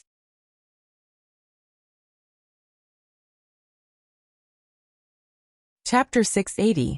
After 2 days in Huiyuan, Lu Qing received a call from Empress Luo just as he was about to return. "The military has a mission for you." Ning Zitong went straight to the point. "What mission?" Lu Qing wasn't dumb enough to agree right away. Ning Zitong chuckled. "It's nothing difficult. A faction has formed in the war-torn zone to the south of our country. It's involved in the cultivation, manufacturing, and trafficking of drugs. It's seriously affecting the peace of the border region. After a long discussion, we've come to an agreement with the Americans to conduct a joint cleanup operation." "This has something to do with the Americans?" Lu Qing asked sharply. "How else do you think Ta Gu and his gang were able to grow so strong under our watch? The American intelligence agencies are best at such things. Instigating, subverting, disrupting order, fostering power, creating chaos." Ning Zitong replied sarcastically. "Anyway, Ta Gu and his gang aren't enough weight on the enemy's scales. Then what do I need to do?" Lu Qing didn't beat around the bush and asked about his own mission. "Support. Don't let any of Ta Gu and his gang slip through the net," Ning Zitong said succinctly. Lu Qing came to a sudden realization and answered his own question. "Is there a physical invulnerability mighty one among them?" "Based on the current intelligence, there isn't," Ning Zitong denied. Lu Qing was confused. "Then why don't you send me instead of an inhuman or a mutant who's good at tracking?" "Everyone has their own specializations. Don't worry. We don't lack such talents." Ning Zitong chuckled. "Aren't I redundant?" Lu Qing couldn't figure it out. "It doesn't make a difference whether I'm there or not. Just to be safe, just to be safe." Ning Zitong emphasized twice before explaining with a smile. "This is to give you more opportunities to complete missions and accumulate merits. You'll be able to gain the qualifications to study the restriction sect, clear Jade chapter as soon as possible. Otherwise, your master will be nagging you about it every other day." "I see." Lu Qing finally understood the whole story. Thinking about the restriction sect, clear Jade chapter, he was filled with anticipation and desire for the mission. "I can't fall behind the Taoist priest here. So Mr. Ta Gu, I'm sorry. But you all deserved to die." Ning Zitong continued nagging. Do you understand now? In short, this is a simple mission. Your existence is mainly to guard against accidents, and you may not have the opportunity to act. Simple mission. Lu Qing gasped and said half-jokingly, maybe it's because I've read too many movies and novels. The more simple the mission is, the more difficult it will be. You said it yourself. Those are movies and novels. How can reality be so dramatic? Ning Zitong replied amused. Besides, this kind of thing has nothing to do with whether the mission is simple or not. It all depends on the luck of the person involved. I think I have the potential. Lu Qing silently mocked himself. All right, get back to Huaqing as soon as possible. It'll take at most 2 or 3 days from the military base. It won't affect your vacation, Ning Zitong said and hung up the phone. Lu Qing held his phone and pondered for a while. Then he called his mother and told her that he had something urgent to attend to and would be back a few days later. Then he told Yan Zheke that he had accepted a mission, but he didn't mention the details because of the confidentiality clause. He only said that it was a very simple mission to earn merits for himself.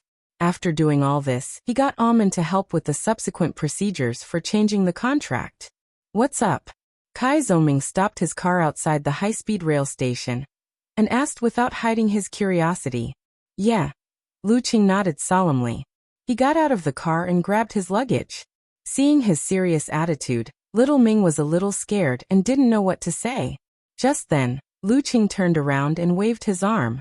He revealed a bright smile and said, Goodbye, I'm going to save the world. Save the world. F***CK, you lied to my feelings. Kai Zhongming raised his middle finger and shouted, Get lost. Shuttling through the middle reaches of the Yalin River between the mountains, at the temporary Sino-American Joint Command Center. Dressed in a dark military uniform, Smith combed his hair back neatly. Wearing a pair of black sunglasses and white gloves, he looked around curiously. He was excited at one moment and nervous at the next. After Lu Cheng's guidance, the former Spider-Man had found a capable ascetic from the mission sect to be his mentor. He used a method that was close to self-abuse to hone his body and sublimate his soul. After a long time, he finally evolved again and reached the threshold of danger grade. Because of this, the Department of Homeland Security placed him as a key grooming target. They exchanged him with the Foreign Intelligence Agency for 2 years and sent him to the war-torn zones for training. Your first time? Asked the burly black officer beside Smith with a smile. Yes. Smith nodded frankly. Previously, I was only here for surveillance or security missions in China. I've only been here for a week. The black officer extended his arm and patted him on the shoulder. He laughed heartily. Don't worry, joint missions like this have always been very safe. You'll be able to adapt easily. Really? Smith was pleasantly surprised as he asked in return. Without a doubt. The black officer pointed around and said, You can observe carefully and confirm the situation of everyone in the command center. Their standards and levels will determine the difficulty of this joint mission. I know that.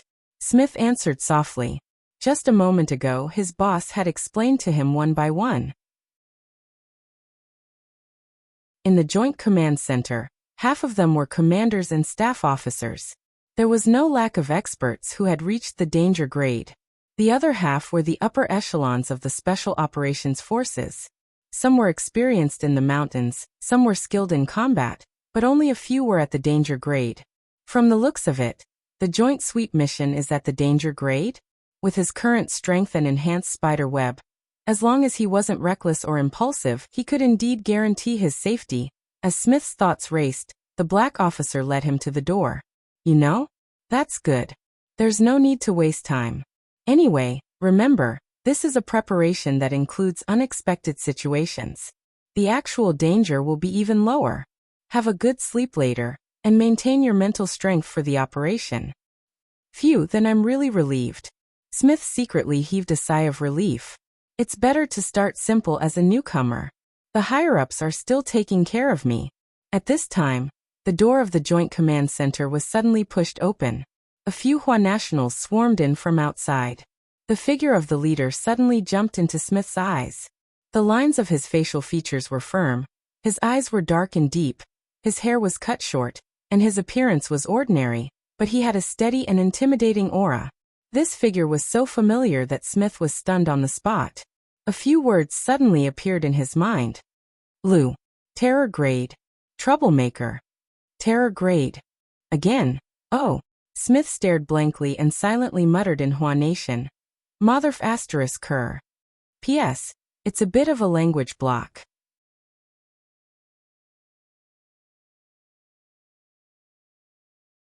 Chapter 681. When Smith saw Lu Cheng also noticed him. Slightly surprised, Lu Cheng greeted him.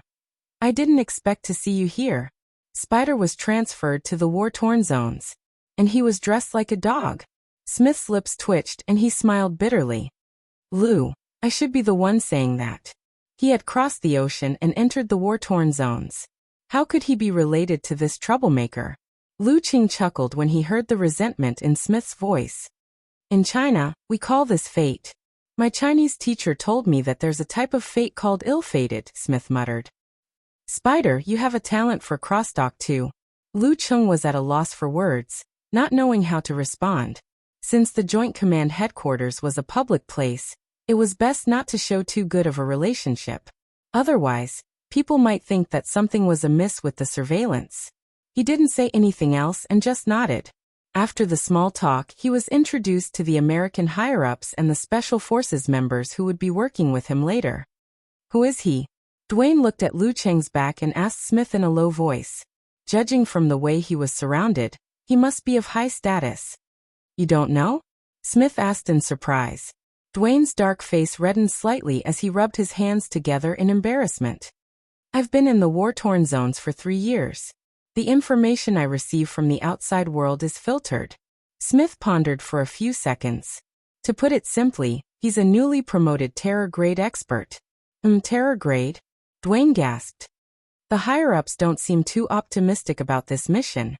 He was full of confidence, but now he couldn't help but feel nervous. But I don't think we have any terror grade experts here.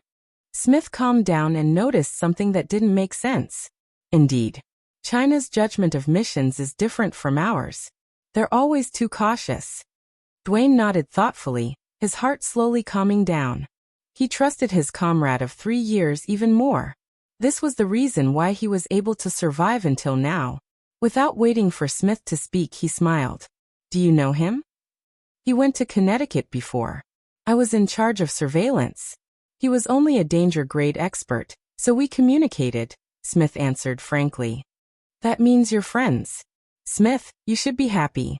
If anything happens, he'll definitely choose to save those he's familiar with first. You'll be very safe. Dwayne said, half in awe and half in envy. Logically speaking, that's not wrong. The corner of Smith's mouth twitched. But you have to know that Lu is a troublemaker. Whether it's intentional or not, he's always surrounded by situations. Things that weren't that big of a deal often develop into a disaster. Just thinking about it. Although there were some things that he was happy to see happen, and even took the initiative to participate in, it still proved Lu's ability to cause trouble. Well, in Chinese it was the ability to cause trouble. What is the Huanation military thinking? Dwayne was shocked again. In the world of supernatural abilities, lowering the coefficient of misfortune and increasing the coefficient of luck was a necessary preparation before every operation. Who knows? At this point, he suddenly froze and asked with a frown, Buddy, what did you just say? People like him should be excluded from all operations. Dwayne was baffled. The first sentence, Smith said in a deep voice. Dwayne thought for a few seconds. You'll be very safe. If anything happens, he'll definitely choose to save those he's familiar with first. What are you trying to ask? You mean I'll go with him? Smith couldn't help but raise his voice. Dwayne looked at him sympathetically. You don't know? You've been included in the list of people working with the Chinese. Smith's calmed heart was in turmoil again. He almost blurted out a curse, but in the end, it turned into a long, oh. After visiting the Joint Command Center, Lu Cheng received the plan for Operation Dawn. It was divided into 3 steps. First, they would use the preset field airfields to bombard Tagu and his gang's territory, and destroy their effective defenses. After the bombardment ended, the Special Operations Forces would take advantage of the chaos to break in and execute the decapitation strategy. They would try to capture or kill Tagu and the other main leaders, and disrupt their command. After the decapitation strategy, the ground forces would close the net and clean up the rest. Such a battle plan was straightforward and easy to understand, which corresponded to the simplicity of the mission. As for Lu Cheng, he was only required to participate in the second step, which was to prevent accidents, as an assistant. In a 3-story building hidden by the mountains, Tagu, who had dark skin and a thin body, fell into a long silence as he rubbed the jade ring on his thumb. He was a mixed blood of Miluo and Shengxiang. He had made a name for himself in the war-torn zones with his courage and fearlessness, becoming a warlord and an internationally renowned drug lord. If not for his injuries and lack of timely treatment, he would have been at the inhuman level. Have you made up your mind? Beside Tagu, in addition to his 2 trusted mighty ones, sat an old man in a black jacket. He had a sallow face, dark eyes, and a dangerous aura. Tagu's lips quivered a few times. What are you guys trying to do? Why are you trying to rope me in? The old man with thin, silvery white hair seemed to have been frozen for a long time. He replied expressionlessly. You can think of it that way. The war-torn zones, the war-torn zones they're talking about, have a number of mighty ones of physical invulnerability secretly forming an alliance. Some were born and raised locally, while others have betrayed their original countries and want to stay here for a long time. Our goal is to make the war-torn zones truly belong to the war-torn zones. We will bring order back to the land. Of course, the prerequisite is that we are the rulers. You have ample funds and external trade channels. These are all what we need. That's why I'm here to help you and bring you out of danger, as long as you agree to submit to me. After hearing that, Tagu fell silent again. Countless thoughts were running through his mind, but he couldn't make up his mind. Just then, a deep and loud buzzing sound came from afar. It gradually grew sharper, followed by a series of terrifying explosions. Boom, boom, boom. As the building shook, Tagu stood up abruptly with a look of fear. In an instant he made up his mind. He looked at the old man and said, I promise you. His wife and confidants had already packed their luggage. The chains that hadn't been fully tightened flashed with the glow of gold and guns. After the blanket bombardment, the special forces passed through the smoke and flames and entered the core area of Tagu's faction. They split into small teams and headed for different targets. Lu Cheng was undoubtedly in the team heading for Tagu's residence.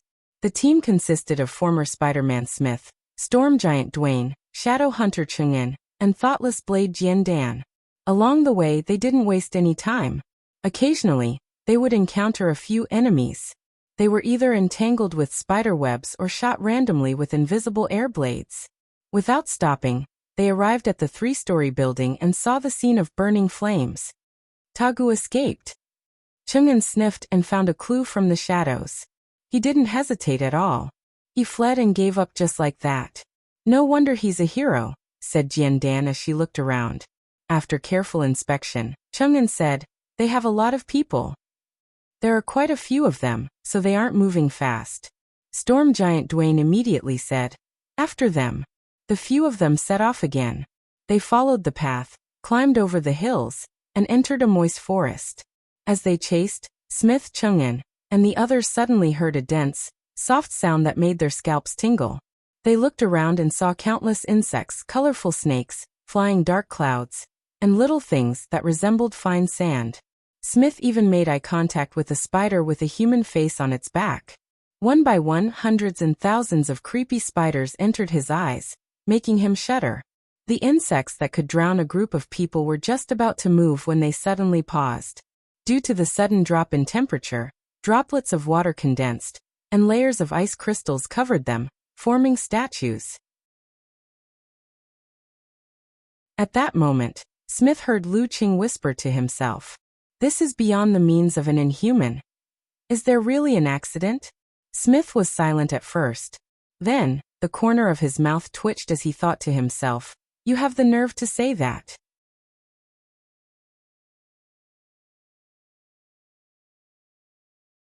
Chapter 682. The cold wind whistled, blowing in the tropical jungle, causing the trees to form strings of frost. Icicles made the surroundings sparkling and translucent, freezing all kinds of strange and endless insects. These weren't sturdy. Larger creatures like snakes and spiders could easily break free. However, they were afraid of the cold. As soon as they recovered, they retreated like the receding tide, leaving the area within a radius of 20 to 30 meters completely silent. Lu Cheng sensed his surroundings and turned to Shadow Hunter Chung and request to communicate with the Alliance Command Center. Tell them that Tagu's group seems to have the help of a physical invulnerability expert. Ask them what to do next. He had wanted to request air support, reconnaissance, and bombardment. However, when he looked up and saw the dense foliage and scattered light of dawn, he changed his mind. Yes. Chang'an took out his satellite phone from his backpack and reported the situation to the Alliance Command Center. After a short discussion, a new order was issued. Continue the pursuit. If there is danger, leave on your own accord. Their primary goal changed from capturing Tagu to confirming the identity of the physical invulnerability expert and investigating which faction was involved. Then let's continue. Lu Cheng took in a breath of the forest air mixed with the smell of rotting leaves. For the time being, he didn't sense any strong danger. Continue. Smith's mouth opened helplessly. He shot out spider silk from his palm and wrapped it around a huge tree branch. Using this pull, he leapt into the air and landed on a high tree. Through the gaps between the leaves, he observed the path ahead and played the role of a responsible scout. There are no enemies within a radius of 300 meters. Smith concluded. In the forest, with his eyesight, this was the best he could do, even from a high vantage point. Lu Cheng watched with interest as the spider became more and more professional. Under Chang'an's guidance, the spider sped up the pursuit. At a place not too far away, Tagu's face was gloomy as he followed the sallow-faced old man in a short black coat. He ran straight and turned at times. Due to the presence of non-combatants, even if they were carried by their trusted subordinates, the team's speed was greatly reduced. This made Tagu very uneasy. His gaze swept across his wives and young children. Gradually, a fierce look flashed in his eyes. Just then, he saw the old man with thin, silvery white hair suddenly stop in his tracks. He turned his head in surprise and looked diagonally behind him. "What's wrong, Mr. Talon?" Tagu asked in shock. The old man Talon's already stiff face became even more rigid as he replied in a slightly heavy tone. "The setup I left behind was dealt with in less than 5 seconds. We're in trouble. Is he at physical invulnerability level?" Tagu swallowed his saliva and asked with difficulty. The expressions of the capable subordinates who were still following him all changed. His sphere of influence was close to Hua Nation, and he was used to using Hua Nation's ranking as a standard. Talon took a deep breath and said, "I think so. I didn't expect China and America to value you so much that they would send a physical invulnerability expert here. This was beyond the expectations of the organization." Eliminating small forces like Tagu was a one-sided affair for both China and the United States of America, but they shouldn't make such a big deal out of it. If they had to trouble a physical invulnerability expert for something like this, it could only mean that the military had wasted their budget. In order to not expose the secret of the secret alliance, he was the only one in charge of the first half of the operation. Tagu's expression darkened.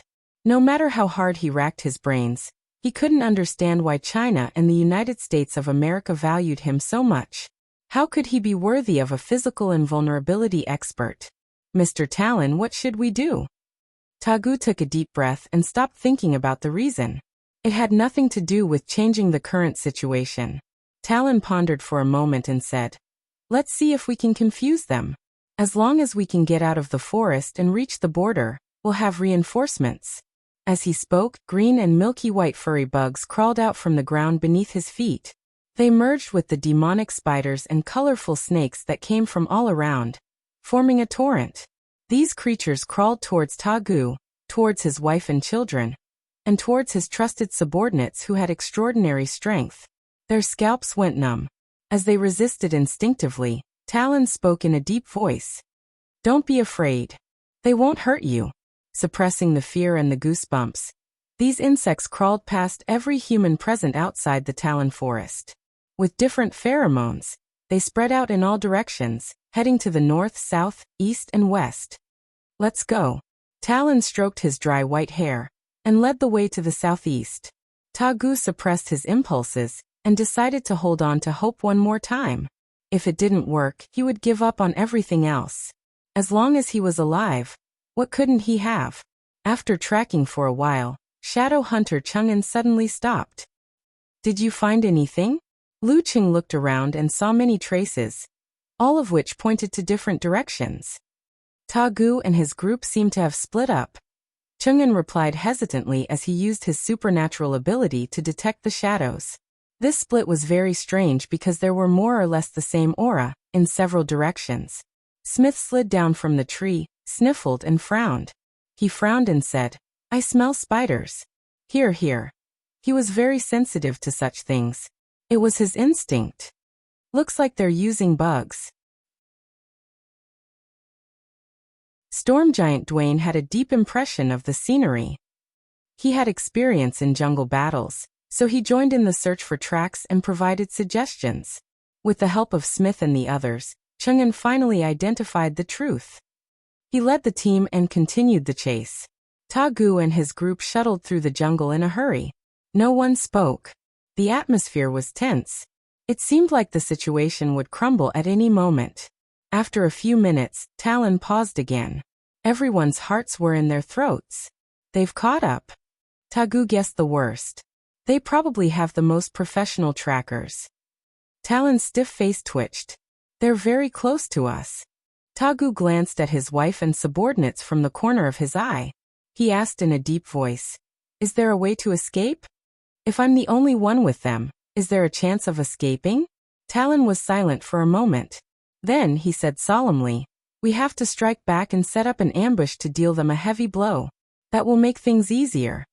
If they were to just escape, he might not be able to outrun the enemy since he wasn't known for his speed. The enemy could very well only have subordinates who were good at tracking. They might as well take advantage of Tagu's capable subordinates and give it a try. Are you confident? Tagu narrowed his eyes. He no longer cared about his pride as a physical invulnerability mighty one. Talon looked back and replied with a hoarse voice, "Setting traps and traps. I'm very good at it. As for the best results, that will depend on whether you guys are willing to give it your all." "That's what I'm good at," Tagu said through gritted teeth.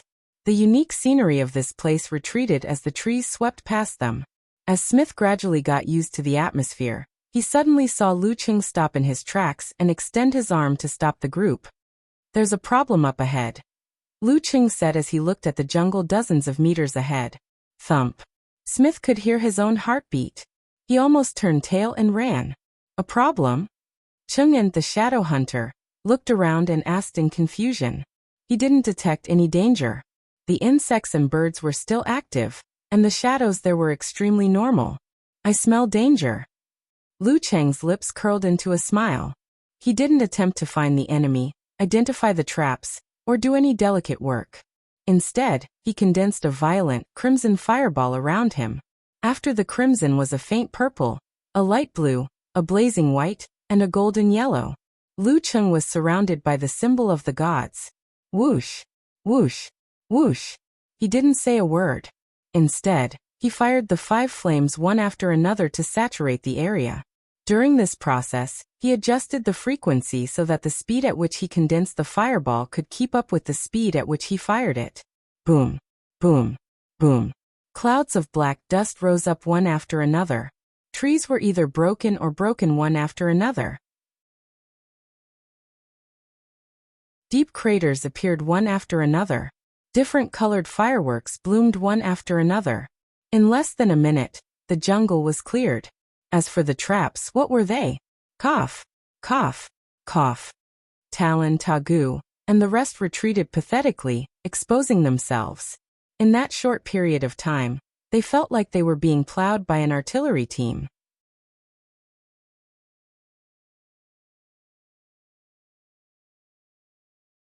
Chapter 683.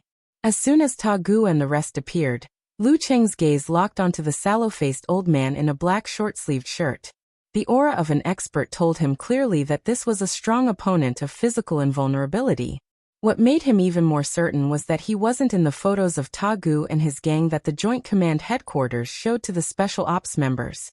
As these thoughts flashed through his mind, the faint purple fireball around Lu Cheng whizzed past Talon and Ta Gu, landing in the direction they were trying to escape. At the same time, he gave Shadow Hunter Cheng'en a look, telling him to follow the predetermined procedure. Cheng'en got the hint. He opened the side pocket of his tactical backpack and took out a small professional camera. According to the Joint Command Headquarters instructions, they had to record the enemy and leave behind reliable information for later identification. After all, Lu Cheng couldn't guarantee that they could capture a physical invulnerability expert. At this level, it was easier to win than to kill a physical invulnerability expert if they didn't gang up on him. Capturing him alive was almost impossible. Boom. Purple flames rose into the air, and dust turned into clouds. The terrifying explosion made Ta Gu and the rest stop abruptly and turn around. The blossoming light overshadowed the morning sun that had lost its cover. It illuminated Talon's appearance extremely clearly, revealing every hair on her body. Snap. Just as the light receded and the flames were still flickering, a sudden flash of light entered Talon's eyes. His pupils shrank slightly as he saw the skinny enemy holding the camera.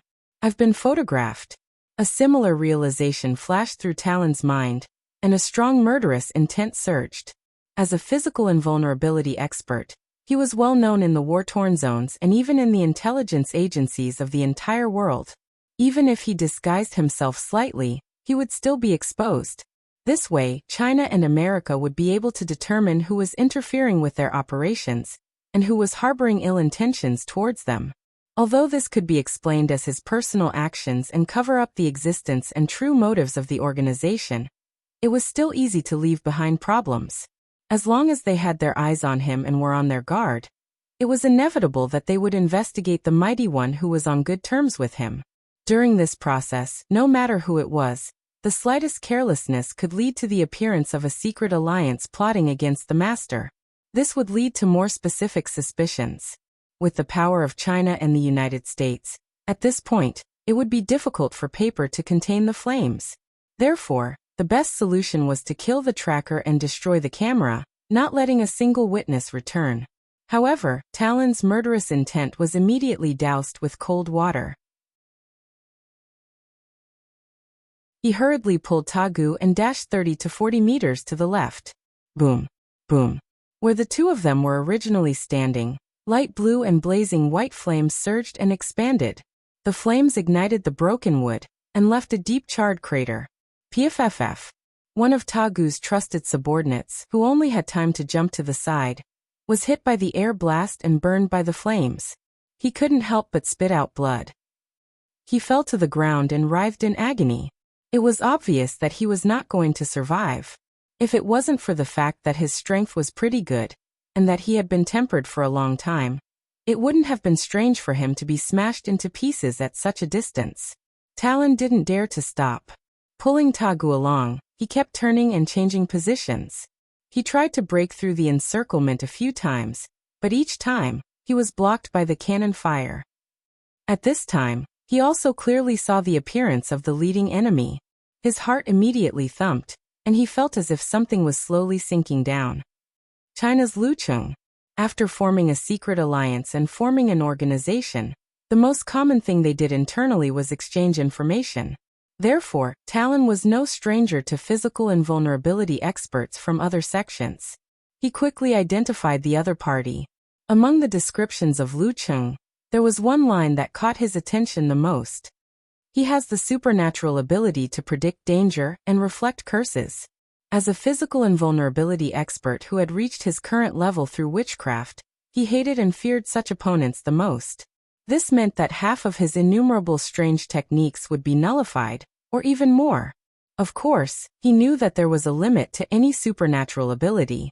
The other party might not be able to completely counter his curses. However, he didn't want to verify this conjecture unless he had no other choice. What if he was wrong? What if he was really reflected? That would be equivalent to giving up an arm and adding a leg. He might even die here.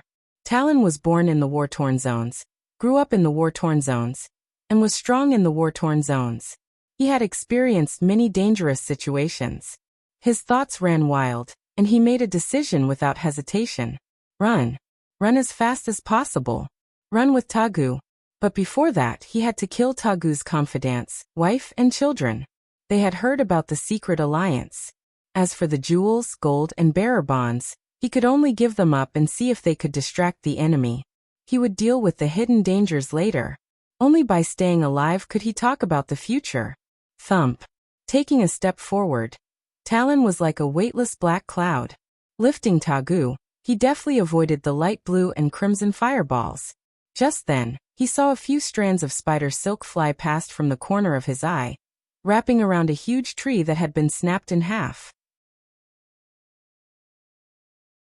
Following that, Smith, in his American military uniform and neatly combed hair, leaped into the air. With one hand, he created a spider web to envelop Tagu's wife and children. With the other, he took a picture of Talon and recorded his side profile. I feel like a monkey being watched by a crowd. Being treated in such a manner, Talon was enraged.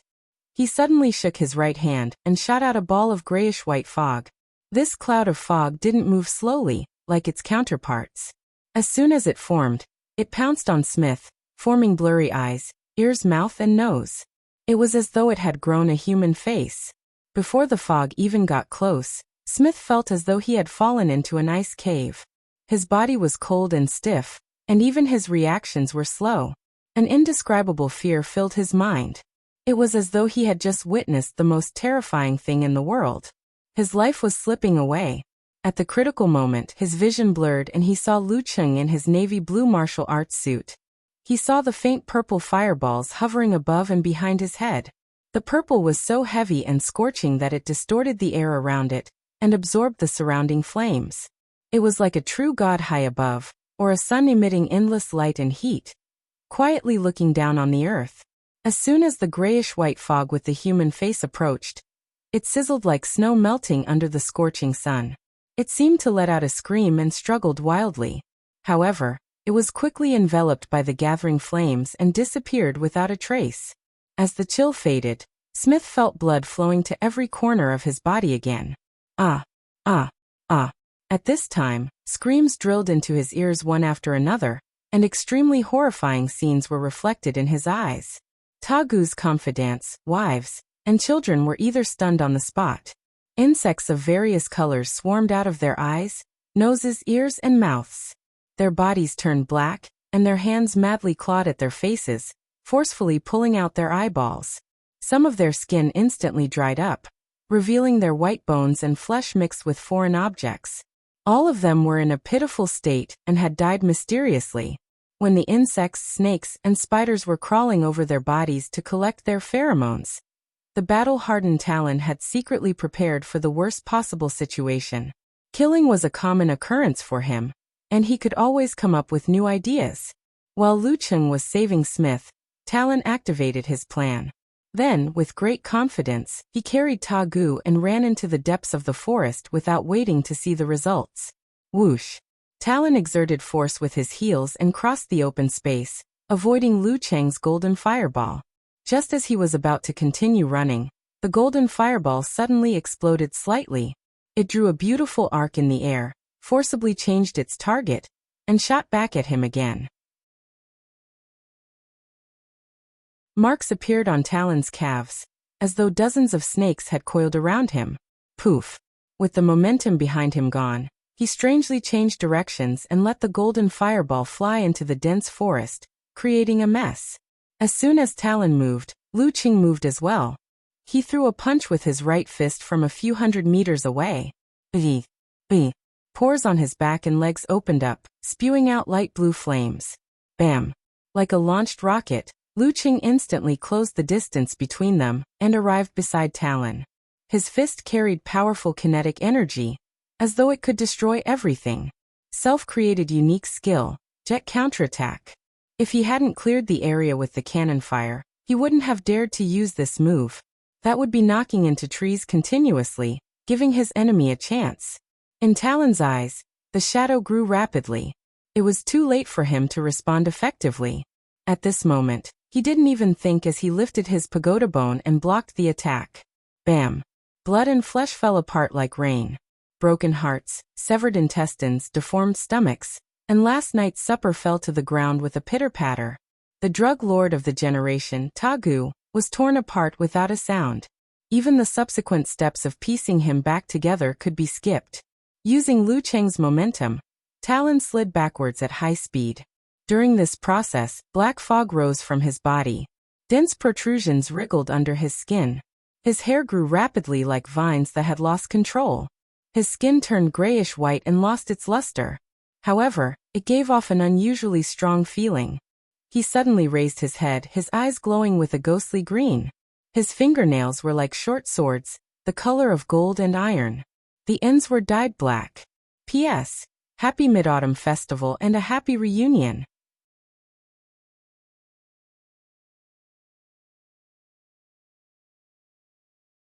Chapter 684. In the blink of an eye, Talon seemed to have transformed into a different person. He had transformed from the Witch King of the nearby region into a monster that had crawled out from the depths of death. He was decaying yet indestructible, strange yet powerful. In a situation where curses were not effective, he chose to use the half-life, half-death technique to improve his close-range combat ability. Once transformed into the half-life, half-death technique, his body would become sturdy and his vitality would be hidden. He would no longer be afraid of ordinary attacks, and would gain immense strength. He would be able to move as if he was flying, and he would carry deadly poison with him. The only problem with this evil technique was that even if he dispelled it in time, there would be traces left behind. His body would be closer to that of a corpse and his condition would be closer to death. It was irreversible. If he used it too many times and exceeded the critical point, his vitality would gradually dissipate, and his body would slowly decay. He would pass away after 20 to 30 days of painful wailing. If not for the special circumstances, Talon wouldn't have considered using the half-life, half-death technique. But now he couldn't care less. Thump! He stomped on the ground with his heel, and no longer slid backward. He pounced madly at Lu Cheng. His green eyes flickered with fear. His hands were open but not open. He looked like he was grabbing but not grabbing. He looked twisted and ferocious. At the same time, the insects that had crawled out of the bodies of Tagu's wife and confidant swarmed toward Smith, Duane, Cheng and Jiandan, and the others like a tidal wave. They were full of flesh and blood. Their bodies swelled and were covered in a layer of violent and crazy light. They looked like unnatural products. Looking at the densely packed, strange and colorful snakes, insects and spiders, Smith couldn't help but shiver. His hair stood on end. He shot out spider silk with one hand and swung around with the help of the remaining trees. With the other hand, he weaved a net that covered the ground and stuck to the swarms of insects. He worked with his teammates to kill them. After 2 trips, he suddenly felt a chill on his neck. He felt something furry close to him.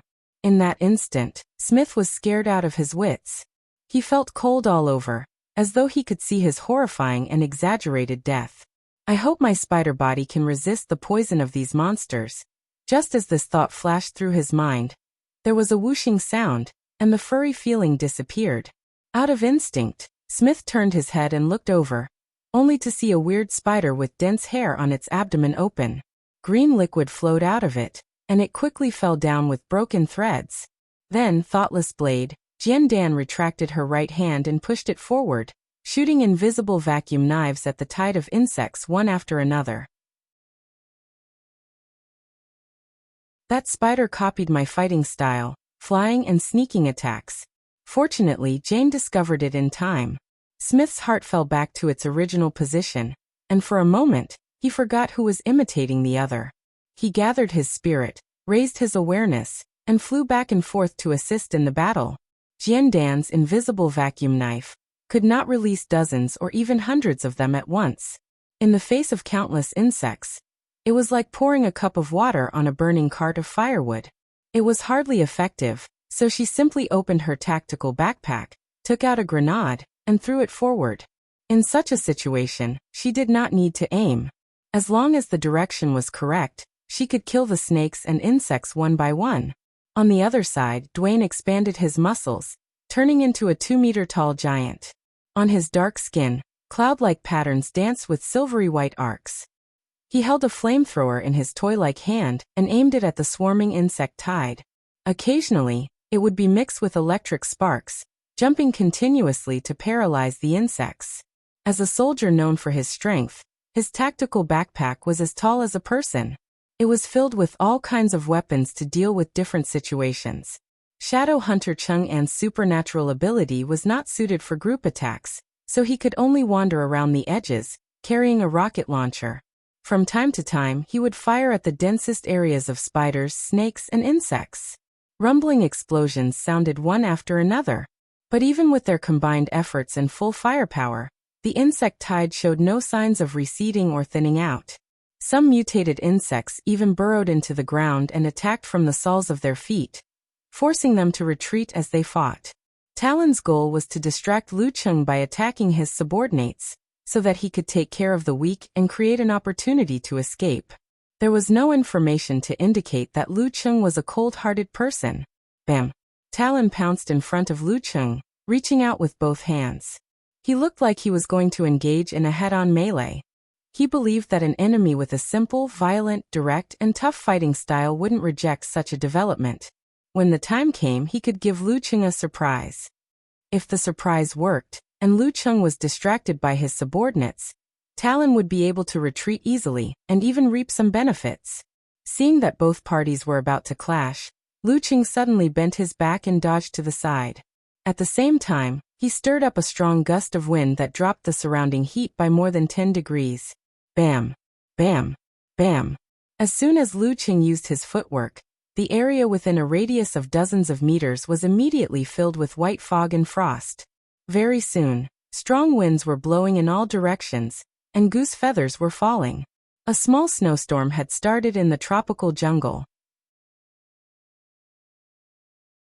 Under the cover of the snowstorm, Lu Cheng's 3 flames circled around his opponent, appearing and disappearing from time to time. It made it difficult for Talon to pinpoint his exact location, let alone exchange punches and kicks. Ice second move, mesmerizing snow steps. Whoosh whoosh whoosh. The wind whistled and blew. The ground that had been plowed by the cannon fire lost its scorching heat and became cold and harsh. Insects and other creatures were temperamental animals. They could not adjust their body temperature by themselves. In such an environment, their blood was cooling and frosting. As representatives of temperamental animals, Smith and the others would only feel cold at most for a while, but it would not affect them much. Whoosh whoosh whoosh. As the cold wind invaded their bodies and snow accumulated, the smaller insects froze to death in batches. The rest retreated like a receding tide, leaving the ground. This gave Smith, Cheng-in, and the rest a chance to catch their breaths. Be it ice or fire, Lu Cheng could effectively counter insect swarm. The reason why he chose the former and not the inferno was because the latter would hurt his team members regardless of whether they were friend or foe. Seeing the situation, Talon realized that he had overreached himself. He shouldn't have done 2 things at the same time. The effects of one canceled out the other. The thought flashed through his mind. He took the opportunity to turn around and dash towards the edge of the snowstorm. It seemed like he was going to enter the forest and escape. Bam! The strong wind seemed to have slammed into a wall of air. A patch of white cracked open, and Lu Cheng leaped out, sticking close to Talon's back like gangrene. A crushing punch covered in purple flames landed heavily on his opponent's lumbar vertebrae. At this moment, Talon stopped abruptly, as though he had been prepared. His body seemed to have lost its bones or turned into a giant python. He twisted around forcefully and strangely, opened his palm and pressed it against Lu Cheng's fist. At the center of his palm, bumps protruded. Some were green, some were blue, some were red, some were black, some were stacked with different colors, and some were like poisonous fangs. His escape this time was to counterattack. And counterattack was to make it easier for him to escape. Lu Cheng's pupils shrank. He retracted his chi and blood and bent his knees. With this force concentration, he forcefully pulled back his right fist and didn't make contact with Talon's palm fangs. Talon wasn't disappointed. Instead, the green in his eyes intensified. He opened his mouth and spat out a cloud of grayish-white fog. The fog instantly condensed into a human head.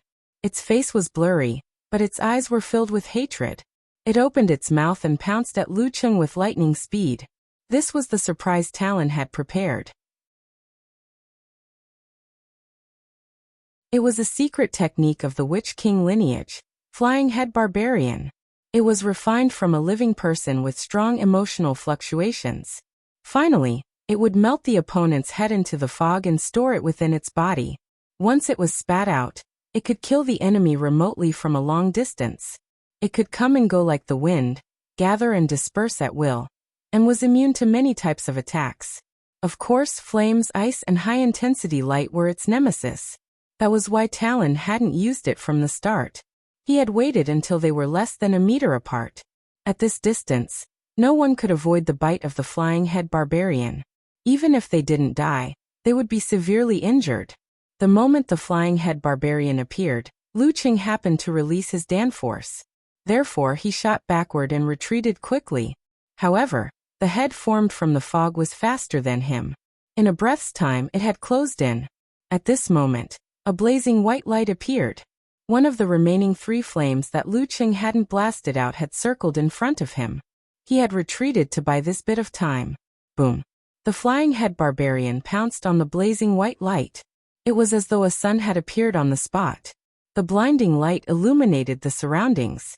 The grayish-white fog twisted and struggled before quickly dissipating.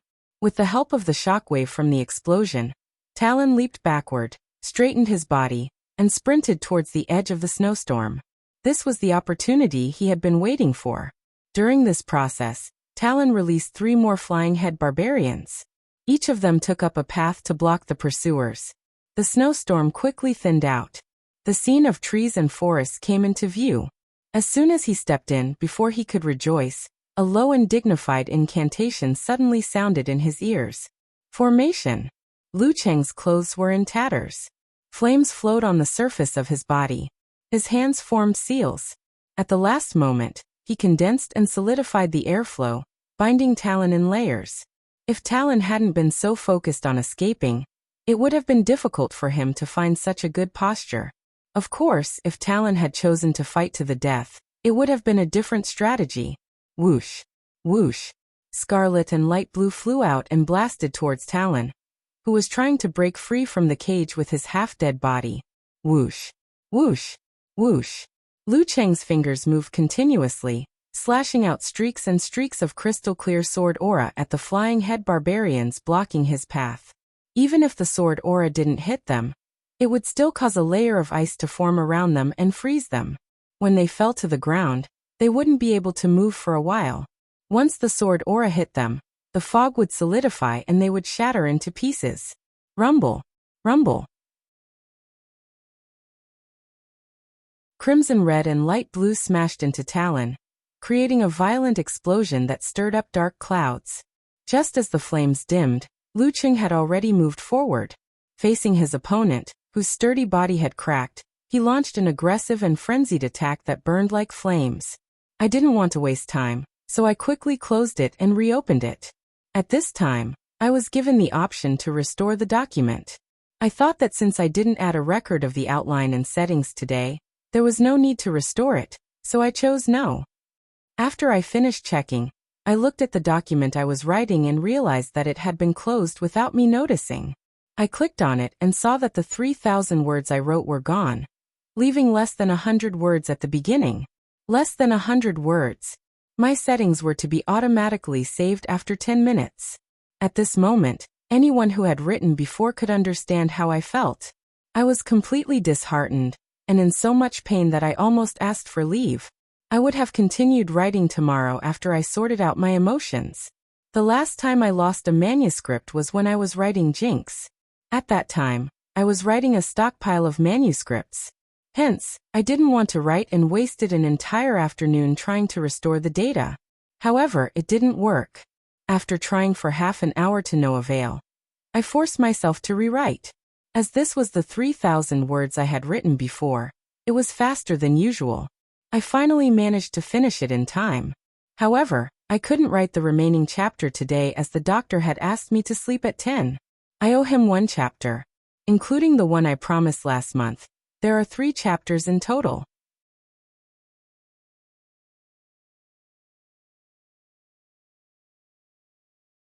Chapter 685. Bam. Bam. Bam. Lu Cheng spread out his fists, punching, thrusting, crushing, and hammering. Every move was heavy and carried a tinge of purple. He launched a frenzied attack with no gaps in between, just like the blazing flames in the prairie. In terms of close combat, both Fire-like Invasion and Blizzard Storm belonged to the best in this field. Lu Cheng was a martial artist who specialized in this field. In an instant, he completely suppressed Talon, causing him to be unable to cope with his attacks and be unable to do anything. However, Talon's half-dead body had immense strength and could move like the wind. He was slightly better than Lu Cheng in these 2 aspects. Moreover, his body was sturdy, close to the strength of the Golden Bell shield of the same level. Ordinary attacks and flames had little effect on him. Therefore, he relied on simple and violent moves to block his opponent. Although he was at a disadvantage, he didn't panic and didn't show any signs of losing. If it weren't for such a miraculous half-dead body technique, it wouldn't have become one of the supreme secret arts of the Witch King lineage. Rumble. Rumble. Rumble. As their fists and feet collided, the purple flame scattered and the grayish-white light dimmed. Muffled thunder-like sounds echoed continuously. They seemed to stack together, but at the same time, they seemed to last forever. As they fought, rings of white air billows gushed out from the places where Lu Cheng and Talon exchanged blows. They stirred up strong winds, stirring up dirt, and even blowing away broken trees. Shadow Hunter Chang'an had wanted to use the fact that he was an inhuman expert to approach and assist Lu Cheng. He wanted to quickly finish off the physical invulnerability Mighty One with countless strange skills. However, he couldn't break through the wind barrier. The further he went, the harder it got. In the end, he couldn't even move an inch. Seeing that the battle was at a stalemate, with no clear victor and no opportunity to escape, Talon's heart sank. This was because the half-dead body technique could only last for 5 minutes. As these thoughts flashed through his mind, he clenched his teeth and twisted his arms forward. They transformed into 2 pythons and coiled around Lu Cheng's fists. At the same time, his eyes turned green. Black smoke rose from his grayish-white cracked skin. His body instantly shrank by a size. The moment the black smoke appeared, it took shape and turned into half a ring. It wrapped around Lu Cheng, then contracted and locked him in place. Witch King's secret technique, Ghost Lock. Faced with such a situation, Lu Cheng took a deep breath, retracted his chi and blood, and forcefully pulled back his fist. Ice and fire embraced each other as the great pellet condensed. He shifted the constellations and outlined the word battle, that seemed to be able to battle the heavens and the earth. At this moment, Talon didn't take the opportunity to attack. Instead, he retracted his arms and formed a strange seal in front of him. Bang! Lu Cheng's body expanded, causing the ghost lock to crack apart. Talon's figure turned eerily blurry as though he had turned into a grayish-white shadow. The shadow twisted and collapsed, splitting into 9 parts. They fled at high speed in various directions of the forest. Each one seemed to be fake, but each one could be real. It was the ultimate escape technique of the Witch Kings, Chaos of the 9 Suns. Lu Cheng quickly reformed his ice heart, and used the deity spell above his head. However, he still couldn't tell which shadow was Talon. Seeing that the other party was about to escape from the range of his mind power, he raised his hands to draw the ancient characters and said in a dignified voice, "Column." The decuing formula of the 9 words formula. The original purpose of this secret technique was to stack the strength of a team and complete a joint attack.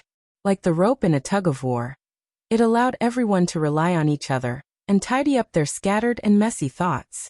However, such a combination couldn't be forced. After the column formula was used, the other party had to be willing to let go of their subconscious resistance for it to take effect. Therefore, it couldn't create the strange scene of stacking the strength of the enemy. As for Smith and the rest, they were outside of his mental range, so they weren't within the effective range of the column formula. Lu Cheng used it at this moment to test the waters. The real Talon would resist, but the illusory shadow wouldn't react unless it had sentience. This way, It would be clear who was real and who was fake. In a flash, Lu Qing found a way to break through the chaos of the Nine Suns. He didn't take the conventional route. A mysterious feeling spread rapidly. His mind seemed to have turned into a radar. In the blink of an eye, feedback appeared. Lu Qing aimed at the grayish-white shadow on his left and threw a punch. Bzz.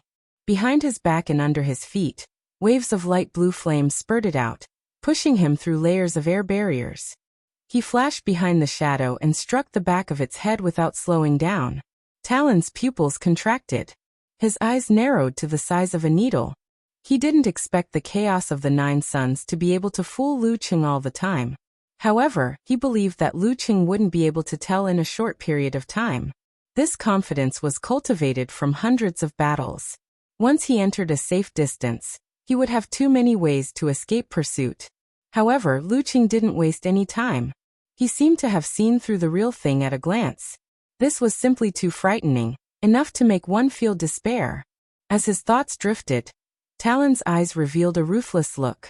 He leaned forward and dodged the iron fist that was aimed at the back of his head. At the same time, he raised his left arm as though he was subconsciously maintaining his balance. Bam! Lu Qing ignited Emperor Yen force. He lowered his shoulder and forcefully changed the direction of his fist.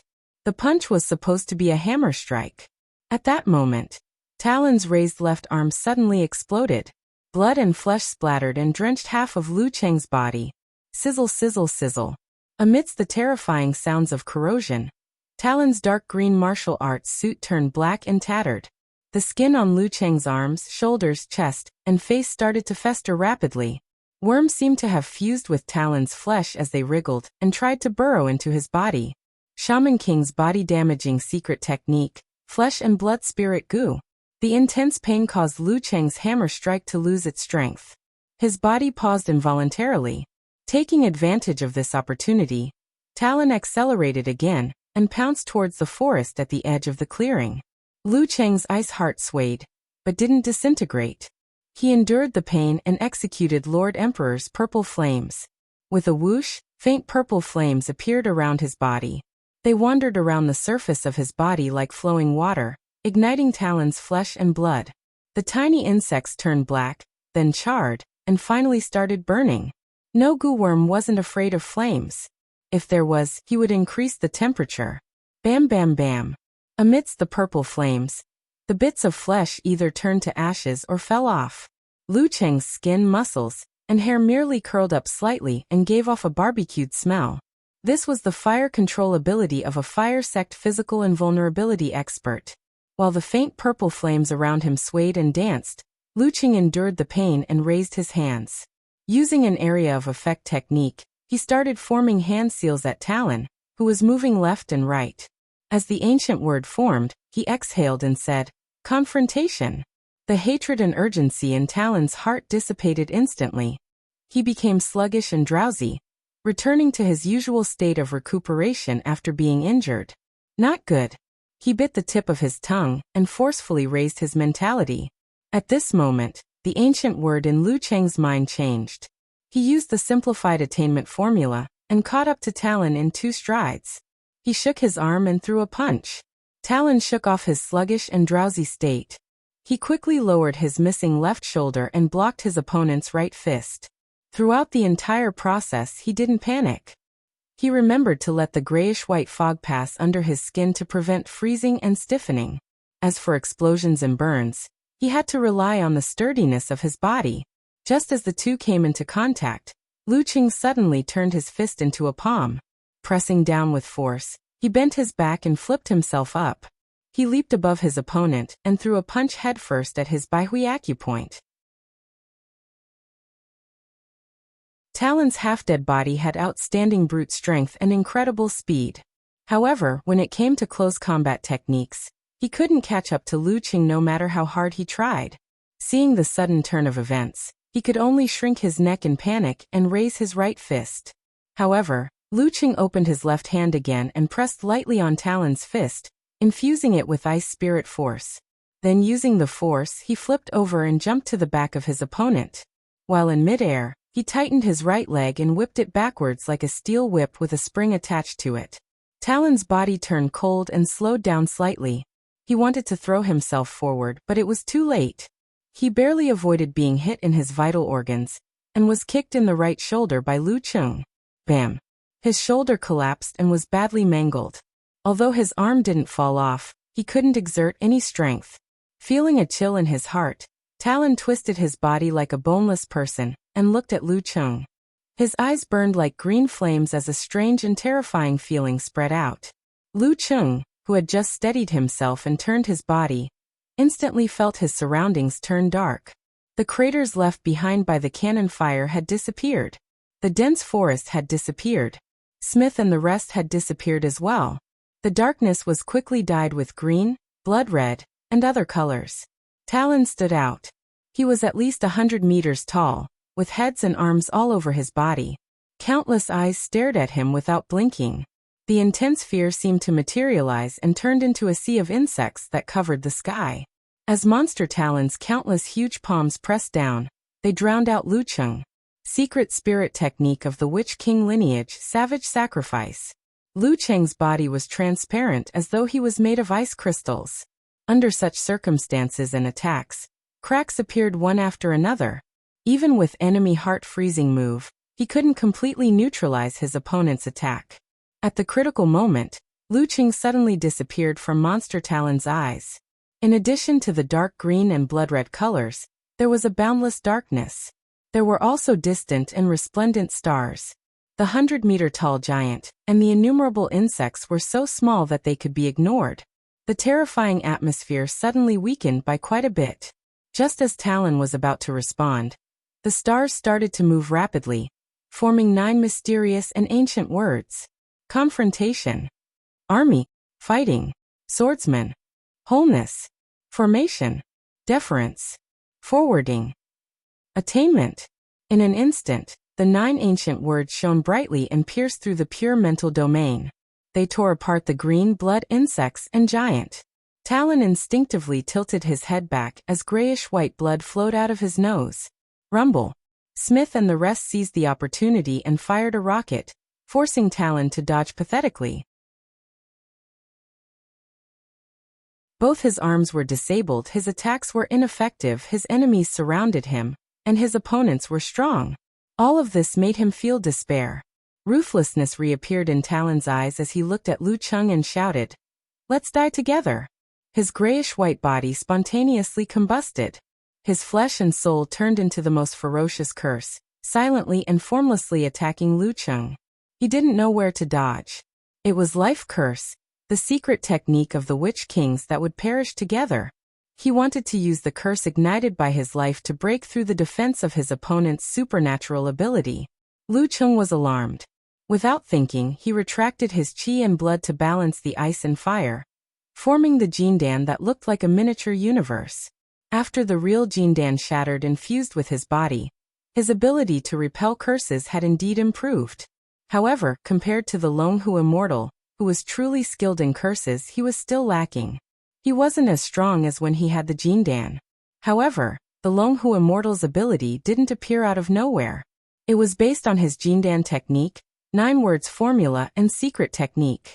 Unfortunately, for a physical invulnerability mighty one who was skilled in curses, Lu Cheng had obtained all of these. Therefore, he could temporarily improve his ability to repel curses in battle. The stars moved and the 9 words formula formed a complicated seal script. Ripples spread to every corner of the universe. The blood was swept away. The flames on Talon's body were extinguished as his body melted like a candle. The light in his eyes faded. Talon muttered to himself, "Why is everything countered by you?" His voice gradually faded into silence. Soon he was reduced to a pile of flesh and blood. Smith, Dwight, Cheng and Jiandan, and the rest watched from afar, forgetting to put down their weapons. A physical invulnerability terror grade expert had fallen in front of them.